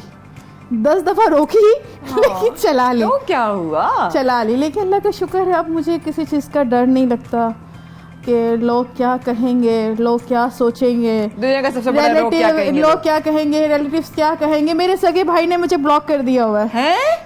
इसलिए कि तुम हमारी इज्जत को रोड पे लेकर आ गई हो। या खुदाया, क्या बोल रही हैं आप? जी जी, तो मैंने कहा आप ब्लॉक कर दो, कुछ भी कर दो, आपके पास इतना है, हमारी बहन ये काम नहीं करे तो आप मुझे मंथली पे करो ना। आप एक बिज़नेस कर रहे हो तो आप मुझे मंथली पे करो। जब आपकी गैरत है कि नहीं भाई हमारी बहन ये काम नहीं करे तो क्या करूं, भीख तो नहीं मांग रही हूँ। मुझे सबसे बड़ी बात है कि अपने बेटे के लिए टाइम निकाल पा रही हूँ, उसे टाइम दे रही हूँ। हाँ, मैं खुद मैंने ख़त्म कर लिया अपने आप को। वो इसलिए कि मिस ये काम एटलीस्ट 3% का है और यहाँ पे सिर्फ अकेली मैं हूँ। बहुत अच्छी तरह समझ सकती हूँ। वो कैसे, शाम में मेरे पास एक अमाउंट नहीं है कि मैं बहुत बाय करूँ, स्टॉक कर दूँ। हाँ। मैं डेली ख़रीदना है, डेली बेचना है, उसी से आपने चलना है। शाम में मार्केट जाती हूँ, सब्ज़ी मार्केट, मीट मार्केट, वहाँ से गोश्त लिया, सब्ज़ी ली, उसके बाद फिर मैंने घर गई रात के 10 बजे, फिर 11 बजे सोई हूँ, रात के 3 बजे उठी हूँ। अल्लाह। और मुझे 5-6 चूल्हों पे खाना पकाना है, फिर 8 बजे बच्चे को भेजने के बाद घर का काम करना है, फिर उसके बाद मुझे खुद जाके सेल करना है। मिस सिर्फ आपकी लाइफ के 4 घंटे आपके रेस्ट के, और उसमें भी मेरा कभी ऐसे शुगर डाउन हो जाती है, ऐसा लगता है मेरा बीपी लो हो गया, कुछ हो गया मुझे, बस मुझे बिस्तर दे दो।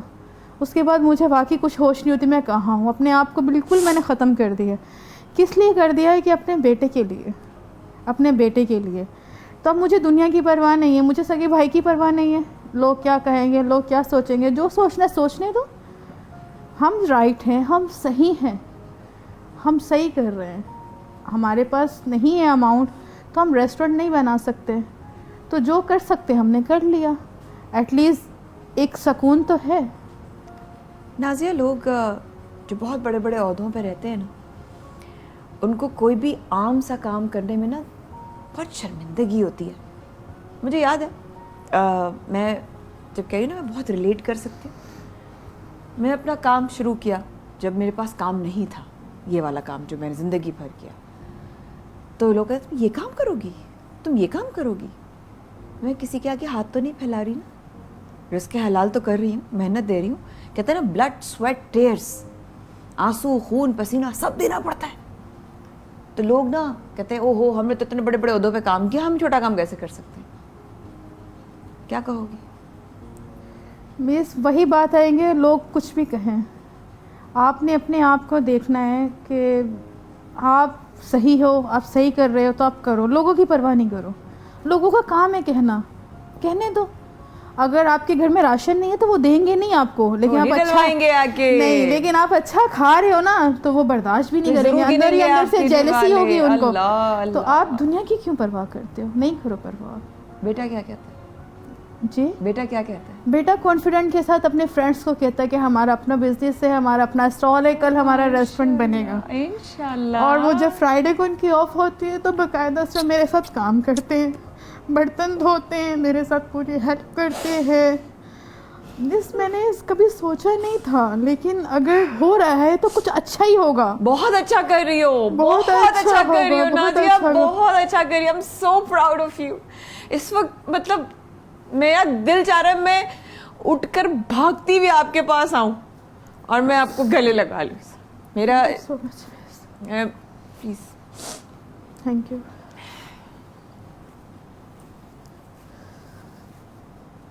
बहुत अच्छा कर रही हो, बहुत अच्छा कर रही हो। इस वक्त पता नहीं किस किस के दिल में रोशनी की तरह जा रही हो, पता नहीं किस किस की सोच में एक खिड़की की तरह रोशन हो रही हो, पता नहीं किस किस के दिमाग में एक आइडिया की तरह बल्ब बन रही हो। यू हैव नो आइडिया कितनी माँ, कितनी बहन, कितनी बेटियां, सिंगल मदर्स हमारे लिए हमारा फख्र है सिंगल मदर्स। तो क्या हुआ, जो भी सिचुएशन है, क्या एक औरत का मैरिटल स्टेटस उसकी शख्सियत को बताता है कि उसकी शख्सियत कैसी है?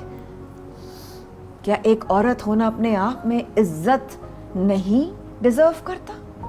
एक माँ होना अपने बच्चों के लिए कर रही है, अपने बच्चे के लिए कर रही है। नाजिया, आई am so proud of you. I am so proud of you. मुझे बताओ कहाँ होती हो, कैसे जाती हो, किस तरह बेचती हो, क्या कॉस्ट है, हम किस तरीके से खरीद सकते हैं, हम कैसे ऑर्डर कर सकते हैं? प्लीज बताओ, हम अपना हिस्सा कैसे डाल सकते हैं प्लीज। मीन्स बेसिकली माशाल्लाह से मेरा जो ये काम है ख़ानदानी काम है। मेरी ममानी जान का अपना होटल है, तो मैं बचपन से उनको खाना पकाते हुए देखती थी। तो मुझे शौक़ है, शुरू से मैं स्टडी करती थी कि ये क्या रेसिपी है, कैसे बनाना। मैं छोटी सी 10 साल की थी जब से पकाना स्टार्ट किया हुआ मैंने। तो हत्ता कि रिलेटिव्स में भी लोग कहते थे कि मिस आप पकाएं, आप अच्छा पकाती हैं, आप पकाएं, आप अच्छा पकाती हैं। तो बस मैं कहती थी मेरे नसीब में चूल्हा है, लेकिन वो आज मुझे पता चला वो चूल्हा मेरा फ्यूचर है। नसीब में चूल्हा ही है और वही चूल्हा ही अच्छा है, वही अच्छा है। तो एक तेरी रजा है, एक मेरी रजा है, होगा वही जो मेरी रजा है। बिल्कुल ऐसा ही है, तो ये अल्लाह कहता है। तो फिर उसके बाद जब कुछ ट्रेजेडी हुई, मामलात हुए, तो फिर जॉब की, तो जॉब भी रेस्टोरेंट में की। और अल्लाह की मास्टर प्लान ये उसने किया हुआ है, उसने सोचा हुआ है, उसने किया। तो मेरा माइंड उसने मुझे ये फील्ड से हटने ही नहीं दिया। बचपन में चूल्हा, रिलेटिव्स में चूल्हा, जॉब की तो रेस्टोरेंट, ओवन, कहीं ना कहीं मुझे चूल्हा ही नजर आया। उसके बाद जब मैंने प्लान किया तो फिर चूल्हा। तो बस ये कि अल्हम्दुलिल्लाह मिस लोग लाइक करते हैं जब पका के लाती हूँ, यहाँ स्टॉल लगाती हूँ, सेल आउट खुद करती हूँ, क्योंकि मेरे पास पे करने के लिए सैलरी पे कोई पर्सन नहीं मैं रख सकती, क्योंकि मेरे पास अमाउंट नहीं है। चलो एटलीस्ट थोड़ा सा सुकून हो जाएगा मुझे कि 15-20 हज़ार पे एक लड़का रख लूँ ताकि पका के लाऊँ, यहाँ लगाऊँ और बैठ जो रिलैक्स करूँ। ऐसा नहीं मुमकिन, क्योंकि स्टार्टिंग है और जैसे लोग आएंगे, खाएंगे, लाइक करेंगे, ऑर्डर्स करेंगे, पकवाएंगे। आप कहाँ पर आपसे आके ली जा सकते हैं? जौहर में मिलेनियम आप बहुत फेमस है, मिलेनियम के अपोजिट बिल्कुल सामने ही जो दालमिया वाला रोड है, मैं मेन रोड पर खड़ी होती हूँ। अच्छा, वेरी नाइस, ठीक है। आप बाइक पर ही होती हैं? नहीं, बाइक नहीं, स्टॉल बनवाया है मैंने, स्टॉल बनवाया है, ठीक है। और स्टॉल के ऊपर बाकायदा से उसको खोल के ओपन करके अभी दाल चावल ही और भी चीजें? दाल चावल, सालन वगैरह डेली मेन्यू चेंज करती हूँ। अच्छा, मतलब ऐसा नहीं है कि अगर मैंने आज आपको कोफ्ते खिलाए हैं तो कल मैं आपको निहारी भी खिला सकती हूँ। अच्छा। मतलब डेली टेस्ट चेंज कर करके मैं सालन दे रही हूँ। अंदाजन कितने लोगों का रोज हो जाता है खाना? मिस मैं माशाल्लाह से 4 to 5 kg तक जो है राइस वगैरह बना रही हूँ। ठीक है। तो अल्हम्दुलिल्लाह इतना अच्छा हो रहा है, बुरा नहीं, बहुत अच्छा हो रहा है। तो आप ऑर्डर्स भी लेती हैं? ऑर्डर्स भी लेती हूँ, लेकिन 1 वीक पहले मुझे ऑर्डर मिले, क्योंकि मुझे प्री प्लान करना पड़ता है। बिल्कुल ठीक क्योंकि है। अकेली हूँ। बिल्कुल। जब इंशाल्लाह अल्लाह पाक ने बाजू पकड़ा और ये एक अच्छे रेस्टोरेंट में चेंज हुआ, इंशाल्लाह एक पकवान सेंटर बन गया, तो फिर तो मुझे सिर्फ सुपरवाइजिंग करनी है, जो है काम करवाना है। कितना टाइम शुरू हुआ आपको ये शुरू किया? मुझे मिस 1 मंथ तो हो गया। 1 महीना हो गया। 1 मंथ मतलब 6 महीने पहले तक नाज़िया को पता था ये कर रही होगी? नहीं। तो फिर 1 साल बाद कैसे पता होगा कि क्या कर रही होगी? बस यही कहा, ये ऊपर वाला प्लान तो कर रहा है, यही प्लान कर रहा है। अल्लाह पाक जो बेहतर करे वो जो बेहतर, हम बस उसी सलामत रहें। बहुत सारी दुआएं आपके लिए, बहुत सारी प्यार आपके लिए, और इंशाल्लाह अल्लाह पाक आपकी काम में, कारोबार में दिन दुगनी रात चुगनी जो है वो नेमत, बरकत और इसके हलाल में आसानी अता फरमाए। आमीन आमीन। अल्लाह, क्या कहूँ, नहीं समझ आ रहा। लेकिन उठ बांध कमर क्या डरता है, फिर देख खुदा क्या करता है। रहिएगा हमारे साथ, अभी वापस आते हैं।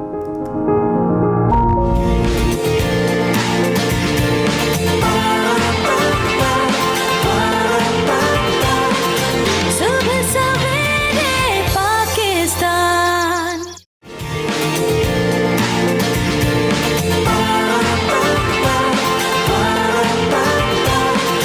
सुबह सवेरे पाकिस्तान। बहुत ही उम्दा खातून से आपकी मुलाकात हुई, बाजी दाल चावल वाली। ज़रूर इनको सपोर्ट कीजिए। अगर आप डालमिया की तरफ से जा रहे हैं कराची शहर में, तो ज़रूर आज आप किसी और के साथ अच्छा करेंगे, कल को इंशाल्लाह वक्त और अल्लाह आपके साथ डेफिनेटली अच्छा करेगा। और एक और अच्छा काम जो हम सुनते थे बचपन में हमेशा से, कि जब खाले होती थी, खाले बहुत अच्छी तरीके से बिक भी जाती थी, बहुत महंगी खाले जो हैं वो सेल ऑफ होती थी। बट अचानक से ये जो सेल ऑफ होने की जो कॉस्ट और प्राइसेस थी वो बहुत ज़्यादा नीचे आ गई। इसके ऊपर मजीद बात करेंगे, लेकिन पहले आपको ज़रा सा एक पैकेज दिखाना चाहेंगे। ज़रा मुलाज़ा किया कि आज हम इस सेगमेंट में आप किस हवाले से बात करने वाले, प्लीज़।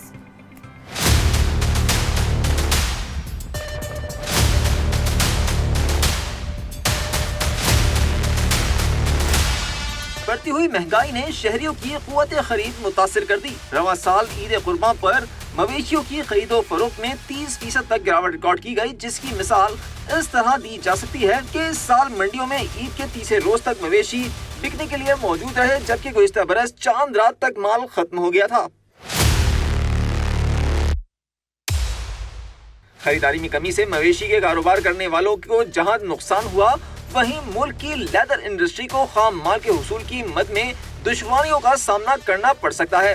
आदाद-ओ-शुमार के मुताबिक रवां साल ईद कुर्बान पर 28 लाख गाय, बैल और बछड़े ज़िबा किए गए, तकरीबन 40 लाख बकरे, 8 से 10 लाख दुम्बे जबकि 1 लाख ऊंट अल्लाह की राह में कुर्बान किए गए, जिससे हासिल होने वाली खालें लेदर गारमेंट्स की तैयारी और उनकी एक्सपोर्ट में अहम किरदार अदा करती हैं।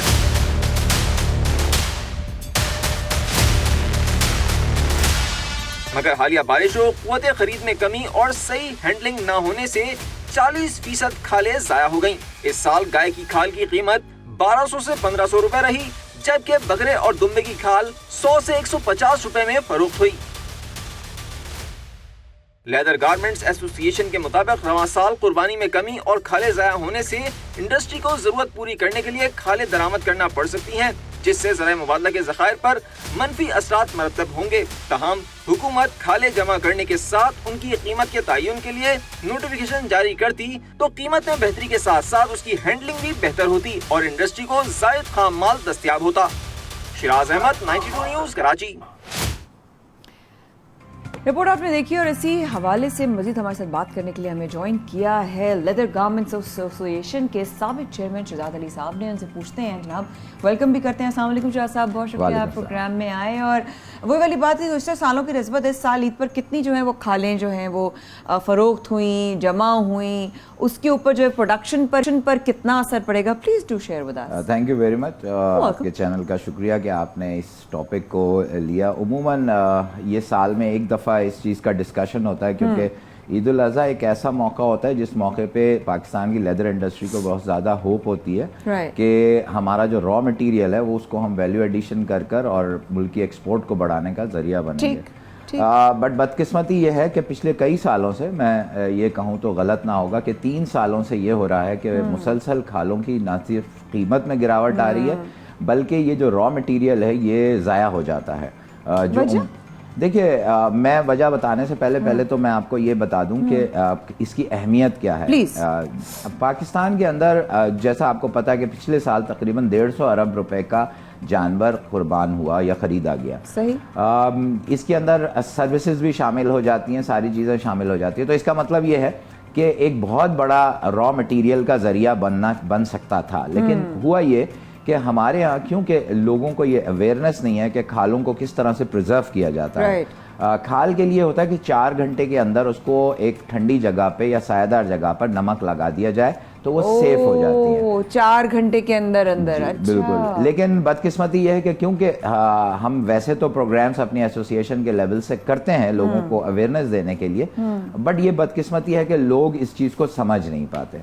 अब मैं आपकी ये सवाल की तरफ आऊँगा कि क्या वजह है कि इसकी पाकिस्तान में डे बाई डे अहमियत कम होती जा रही है और इसकी जो अफादियत है वो ख़त्म होती जा रही है। प्लीज़। देखिए, इसकी 2 वजूहात हैं। सबसे पहले इस साल के हवाले से तो मैं आपको ये बताऊं कि कीमतें जो जिस लेवल पे चली गई इस दफ़ा जानवरों की, जिसकी वजह से लोगों के पास सकत नहीं रही इसकी ख़रीदारी के लिए। ठीक। दूसरी बात यह है कि इसका मौसम बहुत इफेक्ट पड़ता है जानवर के ऊपर। तो जो मौसम था जिसकी वजह से यहाँ खुसूसन कराची में जानवर आए नहीं, या ये कह लें पाकिस्तान के शहरी इलाकों में उतने जानवर नहीं आ सके जितने जानवर आना चाहिए था। अच्छा। तो इस वजह से बहुत बड़ा नुकसान हुआ।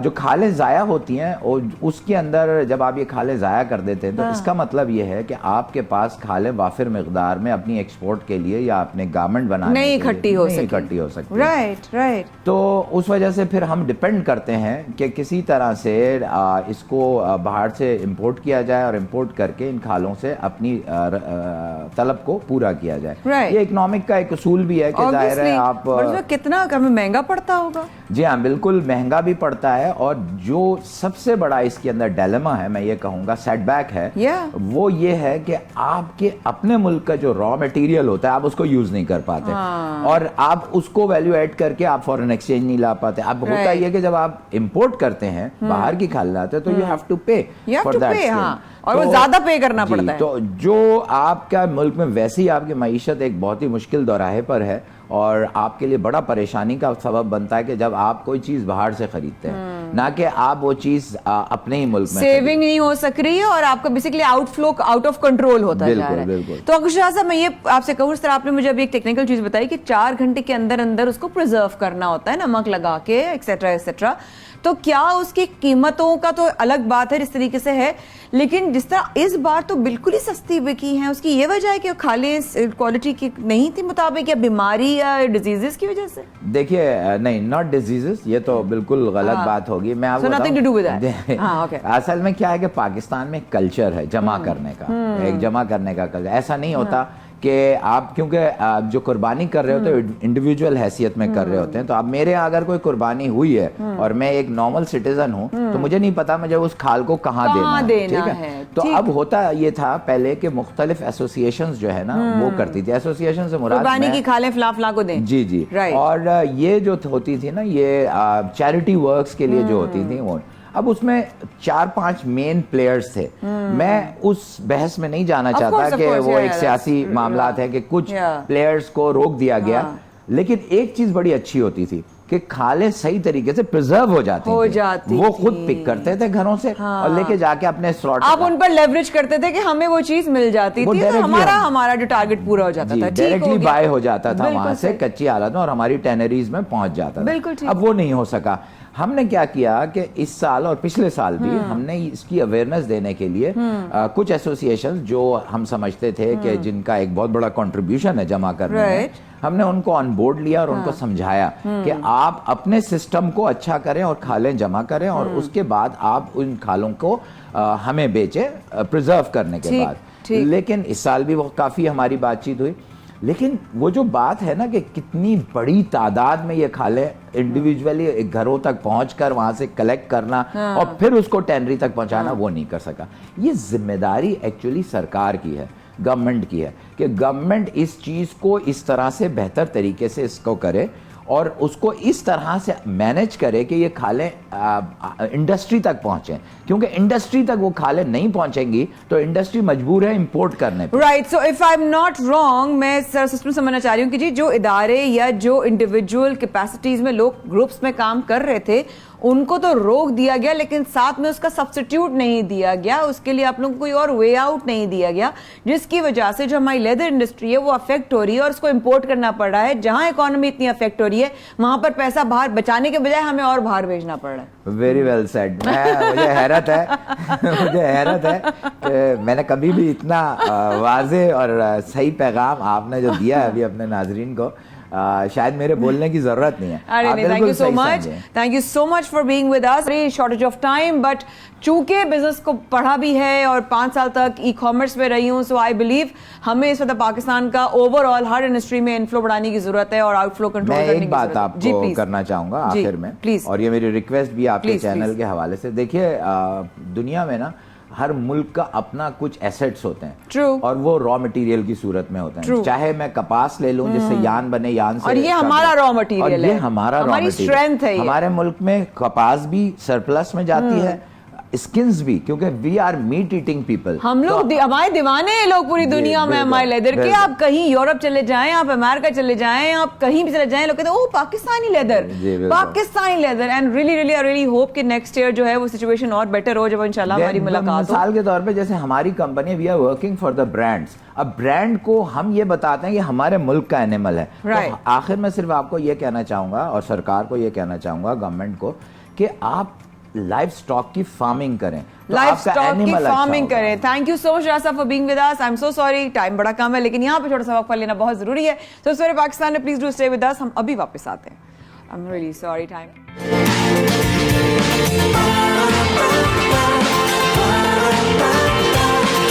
सुबह सवेरे पाकिस्तान,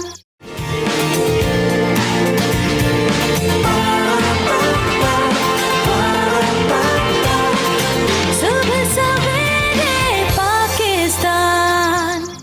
एक बार फिर हमारे साथ रहने का बहुत शुक्रिया। आप हमारे साथ बराह रास्त मौजूद है 92 पर, और अब आपको बड़ा पसंद आएगा हमारा सेगमेंट। आई एम श्योर सारे सेगमेंट से आपको पसंद आएंगे, एक से बढ़कर एक माशाल्लाह सेगमेंट की पूरी टीम गुलदस्ता सजाती है। लेकिन अब जो है, अब सेगमेंट है स्किन के हवाले से। अच्छा, स्किन की मुख्तलिफ इशूज होते हैं ऑब्वियसली, धूप को लेकर अलग है, हीट को लेकर अलग है, मौसम ये जो अभी बरसात का मौसम हो रहा है उसमें अलग है, फिर एलर्जीज जो हो रही हैं हवा में वो अलग है। लेकिन हर एक का एक ख्वाब होता है कि मेरी स्किन जो है ना वो शाइन करे, मेरी स्किन जो है ना वो ग्लास स्किन होनी चाहिए। ग्लास स्किन का बड़ा कोई क्रेज हुआ है आजकल, लेकिन हर चीज़ें, हर क्रीम, हर चीज़ आपके फेस पर जाकर आपको सूट करे ज़रूरी नहीं है। लोग जो है ना कहते हैं बस ये एक चीज़ हो गई वो चीज़ कर लो। भाई देखिए, पहले चेक कर लीजिए कि आपको नुकसान तो नहीं पहुंचा देगी। इसके अलावा ये कि आलूदगी, साथ में एनवायरमेंटल जो चेंजेस होती हैं जिल्द को किस तरीके से आपको वो अफेक्ट करती हैं, आपकी स्किन की हेल्थ को कितना अफेक्ट करती हैं। इसी पर ब्लैक हेड्स, वाइट हेड्स, बहुत सारी चीज़ों पे बात करने के लिए हमने हमारे बहुत ही प्यारे स्किन स्पेशलिस्ट डॉक्टर कामलिक को हमने दावत दी है और वो हमारे साथ मौजूद हैं। अस्सलाम वालेकुम डॉक्टर काशिफ, कैसे हैं आप? Thank you very much for inviting me. It's wonderful being with you. Thank you very much. Pleasure is all mine and it's such a pleasant morning कि आपके साथ हम सुबह सवेरे पाकिस्तान में हैं। डॉक्टर साहब, वैसे तो obviously you are an amazing doctor and expert, but आज हम जरा थोड़ा ब्लैक हेड्स पर, थोड़ा स्किन की शाइन पर, मौसम की तब्दीली पर, ये सारी चीज़ों पर जरा सा बात करेंगे, फोकस करेंगे इंशाल्लाह। मुझे बताइए ब्लैक और वाइट हेड से कैसे छुटकारा हासिल करें और ये होते क्यों हैं? जी, एक्चुअली ब्लैक हेड्स और वाइट हेड्स एक्नी का एक हिस्सा है, ठीक है ना। ये कॉमिडोन्स होते हैं जो कि एक्नी का एक पार्ट है। तो एक्नी बहुत कॉमन चीज़ है, फ्रॉम 13 to 25 के एज तक ऑफ एंड ऑन निकलती रहती है। आजकल मैंने देखा है बच्चों में बहुत ज़्यादा हो गई क्योंकि जंक फूड बहुत ज़्यादा खाया जा रहा है। एक तो वो रीज़न है। इसके लिए मैं हमेशा कहता हूँ कि अच्छा आपको सनब्लॉक यूज़ करना चाहिए जो आपकी फेस के लिए सही हो। अच्छा, एक्नी क्रीम्स आ रही हैं, पहले मैं क्रीम्स पे स्टार्ट करता हूँ। क्रीम्स को यूज करें, उसके अंदर ये होती है कुछ आइसोट्रेचनोइन जैसे क्रीम है या एक्नी पिक्स क्रीम है। ये आपको सिर्फ रात में लगानी होती है, जहां जहां आपको दाने हैं वहां लगा के छोड़ दीजिए और आप उसको लगा के सो सकते हैं। एक ख्याल रखिएगा कि हर एक्नी क्रीम हर स्किन टाइप की नहीं होती। आपने बहुत अच्छी बात की थी इंट्रोडक्शन में कि एक क्रीम होती है वो हर कोई यूज करने लगता है। तो प्लीज आप हमें 1 to 1 दिखाइए क्योंकि हर की स्किन टाइप अलग होती है। आप माशाल्लाह खुद इतनी समझदार हो, आपकी इंफॉर्मेशन मुझे बहुत पसंद है, आपकी नॉलेज भी। तो आप बिल्कुल सही एडवाइस करती हैं कि ये नहीं कि हर कोई लगा ले हर चीज। तो ये चीजें बहुत जरूरी होती हैं। सनब्लॉक बहुत जरूरी है। अच्छा, आपका डाइट बड़ा मैटर करती है, स्ट्रेस लेवल है। अच्छा, नींद का सही टाइम पर होना भी एक्नी को बहुत ठीक रखता है। अच्छा, एक चीज है, एक्नी के लिए परेशान मत होइए। हम एक्नी को एज अ फिजियोलॉजिकल चीज लेते हैं जो यंग लोगों में होती है। आजकल लोग नए नए कॉस्मेटिक्स यूज करते हैं। कुछ भी क्रीम लगाने से पहले यहाँ पे पैच टेस्टिंग जरूर कर लीजिए, ठीक है ना। पैच टेस्टिंग में अगर रेडनेस, बर्निंग या इचिंग हो तो फिर अवॉइड करें, वरना आप यूज कर सकते हैं। एक्नी के बहुत सारी ट्रीटमेंट्स हैं, आप क्रीम यूज कर सकते हैं। बहुत ही आम सी चीज है। एक आपको एक सनब्लॉक यूज कर लीजिए। GI एक्ट क्रीम आ रही है, वो रात में सिर्फ एक्नी पे लगा के यूज कर लीजिए। एक्नी का मेन प्रॉब्लम होता है उसके निशान, उसके लिए हम जरूर आपको ट्रीटमेंट देते हैं। निशान, अच्छा, क्योंकि डॉक्टर साहब क्योंकि अक्सर दाने ना बच्चे आप फोड़ भी लेते हैं ना। अच्छा, मुझे भी आदत है वैसे फोड़ने की, और तो शुक्र है। लेकिन एक चीज मुझे आपसे बात से याद आया कि भाई मैंने आपकी स्किन देखी है, फॉर एग्जाम्पल मैंने आपकी स्किन देखी और मैं पागल हो गई। मैंने कहा ओ माय गॉड, आपने क्या लगाया हुआ है, मुझे फौरन दे। अब जरूरी है क्या जो आपको सूट कर रहा है वो मुझे भी सूट करेगा? जी बिल्कुल सीख है। देखिए, मैं सबसे कहता हूँ नेवर लीव होम। मतलब देखिए, सनब्लॉक मैंने अभी भी लगाया हुआ है फेस पर, ठीक है। सनब्लॉक आप सुबह अब जहाँ पे आप दांत ब्रश करते हैं उसके बराबर ही सनब्लॉक, अपना फेस वॉश और नाइट क्रीम यूज कर लीजिए। आखिर लोग हमारा चेहरा ही तो देखते हैं, फिर क्यों ना इसकी बेहतरीन हिफाजत की जाए, राइट। अच्छा, फिर डाइट से भी बड़ा मैटर करता है। नाश्ता जरूर करें, विटामिन C की चीजें जरूर खाइए। कोशिश करें कि आप बाहर का अवॉइड करें और चीजों को थोड़ा सा चेंज करिए। विटामिन जैसे एक प्रीकॉस आ रही है, उसमें ग्लूटाथियोन भी है। एक विटामिन जो आ रही है ईकॉस है, जो फीमेल्स के लिए मैं बहुत जरूरी प्रिस्क्राइब करता हूँ, इवनिंग प्रिमरोज है।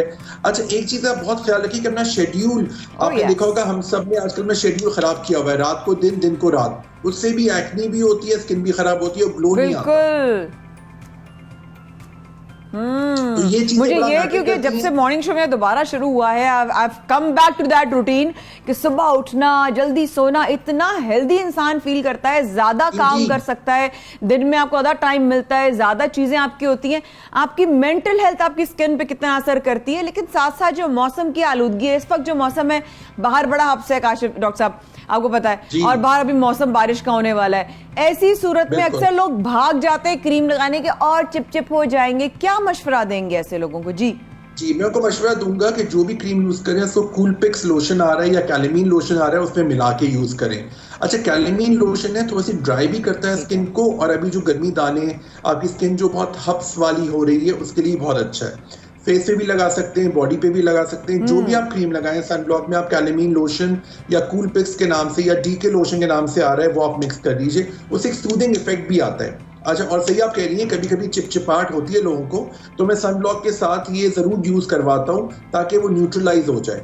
अच्छा आप आज के जो सनब्लॉक आ रहे हैं वो वाटर बेस्ड आ रहे हैं, वाटर बेस्ड सनब्लॉक आप जरूर लीजिए क्योंकि ऑयल बेस्ड इस वेदर के लिए स्पेशली कराची का जो वेदर हो रहा है उसमें वो सही नहीं है। वाटर बेस्ड सनब्लॉक आपकी स्किन को रिजुविनेटेड भी रखेंगे और सबसे अच्छी बात ये होगी आपकी स्किन को चिपचिपाहट नहीं होगी। बिल्कुल ठीक है। अच्छा डॉक्टर साहब एक बड़ा आजकल क्रेजी सीन हुआ है ग्लास स्किन का क्या माजरा है? क्या वो खाली सफाई से क्लेंजिंग से और क्रीमें लगाकर हो सकता है या कुछ और एक और डिग्री कोई ऊपर ट्रीटमेंट्स कराने पड़ते हैं ग्लास स्किन के लिए? देखिए ग्लास स्किन जो है वो एक्चुअली आपकी नॉर्मल स्किन है जो कि पिगमेंटेड नहीं हो, आपका एक कलर होना चाहिए उसके अंदर। ऑफ कोर्स मैं आजकल हाइड्रा फेशियल अपने क्लिनिक्स पे कर रहा हूँ, मुझे बहुत अच्छे रिजल्ट्स मिल रहे हैं मेल फीमेल दोनों में। 1 महीने में एक दफा आप हाइड्रा फेशियल करवा सकते हैं, साथ साथ सनब्लॉक जरूरी है। अच्छा नाइट क्रीम में आप ये ख्याल रखिएगा कि विटामिन सी जरूर होना चाहिए। एक बायोफेयर के नाम से क्रीम आ रही है दैट इज वेरी गुड, कोसार्ट के नाम से आ रही है। लेकिन देखिए माया माशाल्लाह खुद इतनी मुझे खुशी होती है आपके साथ काम करते हुए कि आप इतना मतलब एजुकेटेड वे में आप टीच करती हैं लोगों को भी, तो ये परसिस्टेंटली करना है, अपनी आदत बना लीजिए। फिर रात में आपने सनब्लॉक सुबह में आपने सनब्लॉक लगाया, दोपहर में लगाया और रात में आप क्रीम लगा के सोए, ठीक है। लेकिन हाँ वही वाली क्रीम जो आपको डॉक्टर ने रेकमेंड की है, बिल्कुल ठीक है, तब ग्लास स्किन आपकी कम से कम 1 से 3 महीने में हो जाएगी। ओह वाह जबरदस्त। इसका मतलब मुझे फिर आपसे मिलना पड़ेगा, आपसे और तो मेरा जरा दोनों मेरी ग्लास स्किन करें दोबारा से फ्रेश होकर। रोज सुबह उठकर यूवी लाइट्स और मेकअप और सनब्लॉक सब लगाती हूँ। Thank you so much doctor Kashif हमारे साथ मौजूद थे। It was a pleasure having you and इंशाल्लाह जरूर मुलाकात होती है। God bless you. और अब बात करते हैं अच्छी स्किन के साथ साथ अच्छे गेम की, और वो है बात कर रही हूँ मैं क्रिकेट की। क्रिकेट की बात अगर हो जाए तो कौमी क्रिकेट टीम इन दिनों श्रीलंका में, जहां 16 जुलाई को पाकिस्तान का मुकाबला श्रीलंका टेस्ट मैच खेला जाएगा, लेकिन उस वक्त श्रीलंका की हालात कुछ अच्छे नहीं हैं। हमने जो हालात देखे पिछले दिनों हमने देखा कि जी प्राइम मिनिस्टर और प्रेसिडेंट ऑफ श्रीलंका ने ऐलान किया कि हम इस्तीफा दे देंगे, लेकिन इस्तीफा दिए बगैर वो फरार हो गए क्योंकि अवाम ने उनके रेजिडेंसी पर जो है वो हल्ला बोल दिया था। आपने मनाजिर देखे होंगे सोशल मीडिया और न्यूज़ पर, उनके स्विमिंग पूल हो, उनके बेडरूम्स हो, उनके रहने की जगह हो, उस तमाम जगहों पर श्रीलंकन अवाम ने जो है वो ढाबा बोल दिया था। श्रीलंका में इमरजेंसी नाफिज हो चुकी है, लेकिन साथ साथ अगर बात करें कि मौजूदा हालात में ये जो एशिया कप है ये कितना मुतासर होगा, क्या ये कहीं शिफ्ट होगा, क्या ये पोस्टपोन हो जाएगा, क्या हो सकता है क्या नहीं हो सकता। As always our favourite senior sports तज्जियाकार मिर्जा इकबाल बेग साहब। अस्सलाम वालेकुम बेग साहब। गुड मॉर्निंग माया, सुबह खैर। सुबह खैर एंड बिलेटेड ईद मुबारक, क्योंकि ईद का ही हफ्ता चल रहा है, लेकिन साथ साथ बारिश भी मुबारक और बारान रहमत के साथ साथ क्या ये भी हमारे लिए बारान रहमत होगा, ये जो पाकिस्तान श्रीलंका की जो हमारी एक बार मुकाबला होने वाला था, और ये सिचुएशन के अंदर क्या लग रहा है आपको इकबाल भाई कि what is going to happen? Very dicey situation, no? बिल्कुल सही कहा माया आपने, खतरात के बादल तो मंडला रहे हैं। पाकिस्तान श्रीलंका के 2 टेस्ट मैचेस हैं। एक टेस्ट मैच 16 जुलाई से परसों से, और दूसरा टेस्ट मैच 24 जुलाई से। पहला तो चले गॉल में, दूसरा टेस्ट मैच कोलंबो में खेला जाना है, जहां आपने खुद अभी बता रही थी कि सदारती महल पर लोग उसमें दाखिल हो गए और बड़े गंभीर हालात हैं श्रीलंका के। लेकिन पाकिस्तान क्रिकेट बोर्ड और क्रिकेट श्रीलंका दोनों अब तक किसी हतमी फैसले पर, हतमी नतीजे पर नहीं पहुंचे। आज पाकिस्तानी टीम अब से थोड़ी देर बाद कोलंबो से गॉल के लिए रवाना हो रही है, जहां गॉल में सीरीज का पहला क्रिकेट टेस्ट मैच शुरू होना है। तो अगर कोई ऐसी सूरत हाल होती तो पाकिस्तान और श्रीलंका के क्रिकेट श्रीलंका कोई ना कोई स्टेटमेंट देते, लेकिन दोनों ममालिक अब तक खामोश हैं और मेरे ख्याल में वो इंतजार कर रहे हैं कि खुदा न खास्ता अगर सूरत हाल बहुत ज़्यादा ख़राब होती है तो उस सूरत में इस सीरीज़ को मुलतवी किया जाए, वरना ये सीरीज़ चूँकि आईसीसी टेस्ट चैंपियनशिप का हिस्सा है माया, तो इस सीरीज़ का होना और ख़ासतौर पर पाकिस्तान के पॉइंट ऑफ व्यू से होना बहुत ज़रूरी है। पाकिस्तान की तीसरी या चौथी पोजीशन है आईसीसी की टेस्ट पॉइंट्स टेबल पर। एग्जैक्टली मैं आपसे यही पूछने वाली थी कि चौथी पोजीशन पे आ गया इंडिया, थर्ड पर आ गया और साथ साथ ये कि इनका प्रैक्टिस सेशन भी जो है वो इनका मनसूख हो गया इस सिचुएशन में। तो मुझे लगता है कोई मेंटल हेल्थ एक्सपर्ट भी आपके मेरे साथ होता ताकि वो ये समझ में मुझे बताएं तो इनकी मेंटल सिचुएशन, इनकी परफॉर्मेंस पे कितना असर पड़ेगा, not only Pakistanis but all over the cricketers, Sri Lankan as well. जी इकबाल भाई। बिल्कुल आपने सही कहा माया, क्योंकि इससे पहले जो ऑस्ट्रेलिया और श्रीलंका का टेस्ट मैच हुआ था गॉल में, वहां प्रोटेस्टर्स जो थे वो बिल्कुल मैदान तक पहुंच गए थे और सिक्योरिटी बड़ी सख्त की गई है। इससे ज़हनी तौर पर खिलाड़ी जो है एक तरह से नफसियाती दबाव का शिकार है और वो अपने खेल पर किस तरीके से कंसंट्रेट करेंगे, ये आपने बड़ा वैलिड क्वेश्चन किया है। लेकिन डिपेंड करता है, प्रोफेशनल क्रिकेटर्स हैं, लाखों रुपए मिलते हैं, लेकिन सूरत हाल चूंकि अब कोलंबो से निकल गए हैं पाकिस्तानी, तो फिर सूरत हाल थोड़ी डिफरेंट है। अगर कोलंबो में ही होते तो जहां पर के बड़े हालात खराब है, कर्फ्यू लग गया, सिचुएशन बड़ी, प्रोटेस्टर्स बहुत ज्यादा हंगामा आराई कर रहे हैं। गॉल निस्बतन कोलंबो के थोड़ा जो है काम एंड क्वाइट जो है सिटी है, शहर, क्योंकि ये समंदर के किनारे वाक़ गॉल, और गॉल का स्टेडियम आपको याद होगा कि एक जमाना था कि जब सुनामी आया था तो इस स्टेडियम में भी पानी दाखिल हो गया था। लेकिन अब तवक्को यही है कि खिलाड़ी ज़हनी तौर पर अगरचे परेशान तो होंगे थोड़े बहुत, लेकिन उन्हें कंसंट्रेट करना होगा अपने खेल पर। सही बात है। आई थिंक कहीं ना कहीं इसमें भी कोई एक अल्लाह की रजा है कि अगर खेल इसमें आगे, कहते हैं ना कि इस वक्त भी ब्लेसिंग इन डिस्गाइज वाली बात है कि ये गेम होना, ये एक आईसीसी का एक हदफ पार करना, ये एक चैलेंज मिलना, ये भी इनकी मेंटल हेल्थ को पुश करेगा कि भाई ठीक है हालात जैसे भी हों अल्लाह फिर कोई रास्ता निकाल देता है। लेकिन अगर ये जो खबरें गर्दिश कर रही हैं इसके शिफ्ट होने की, I want to know Iqbal भाई कि अगर ये शिफ्ट होता है तो ये किधर शिफ्ट हो सकता है, क्या हो सकता है, क्या बांग्लादेश की तरफ जाएगा, पाकिस्तान की तरफ जाएगा, व्हाट डू यू थिंक? मैं तो एक स्टूडेंट हूँ, आप पूछ रही हूँ, यूएई जाएगा, कहाँ जाएगा?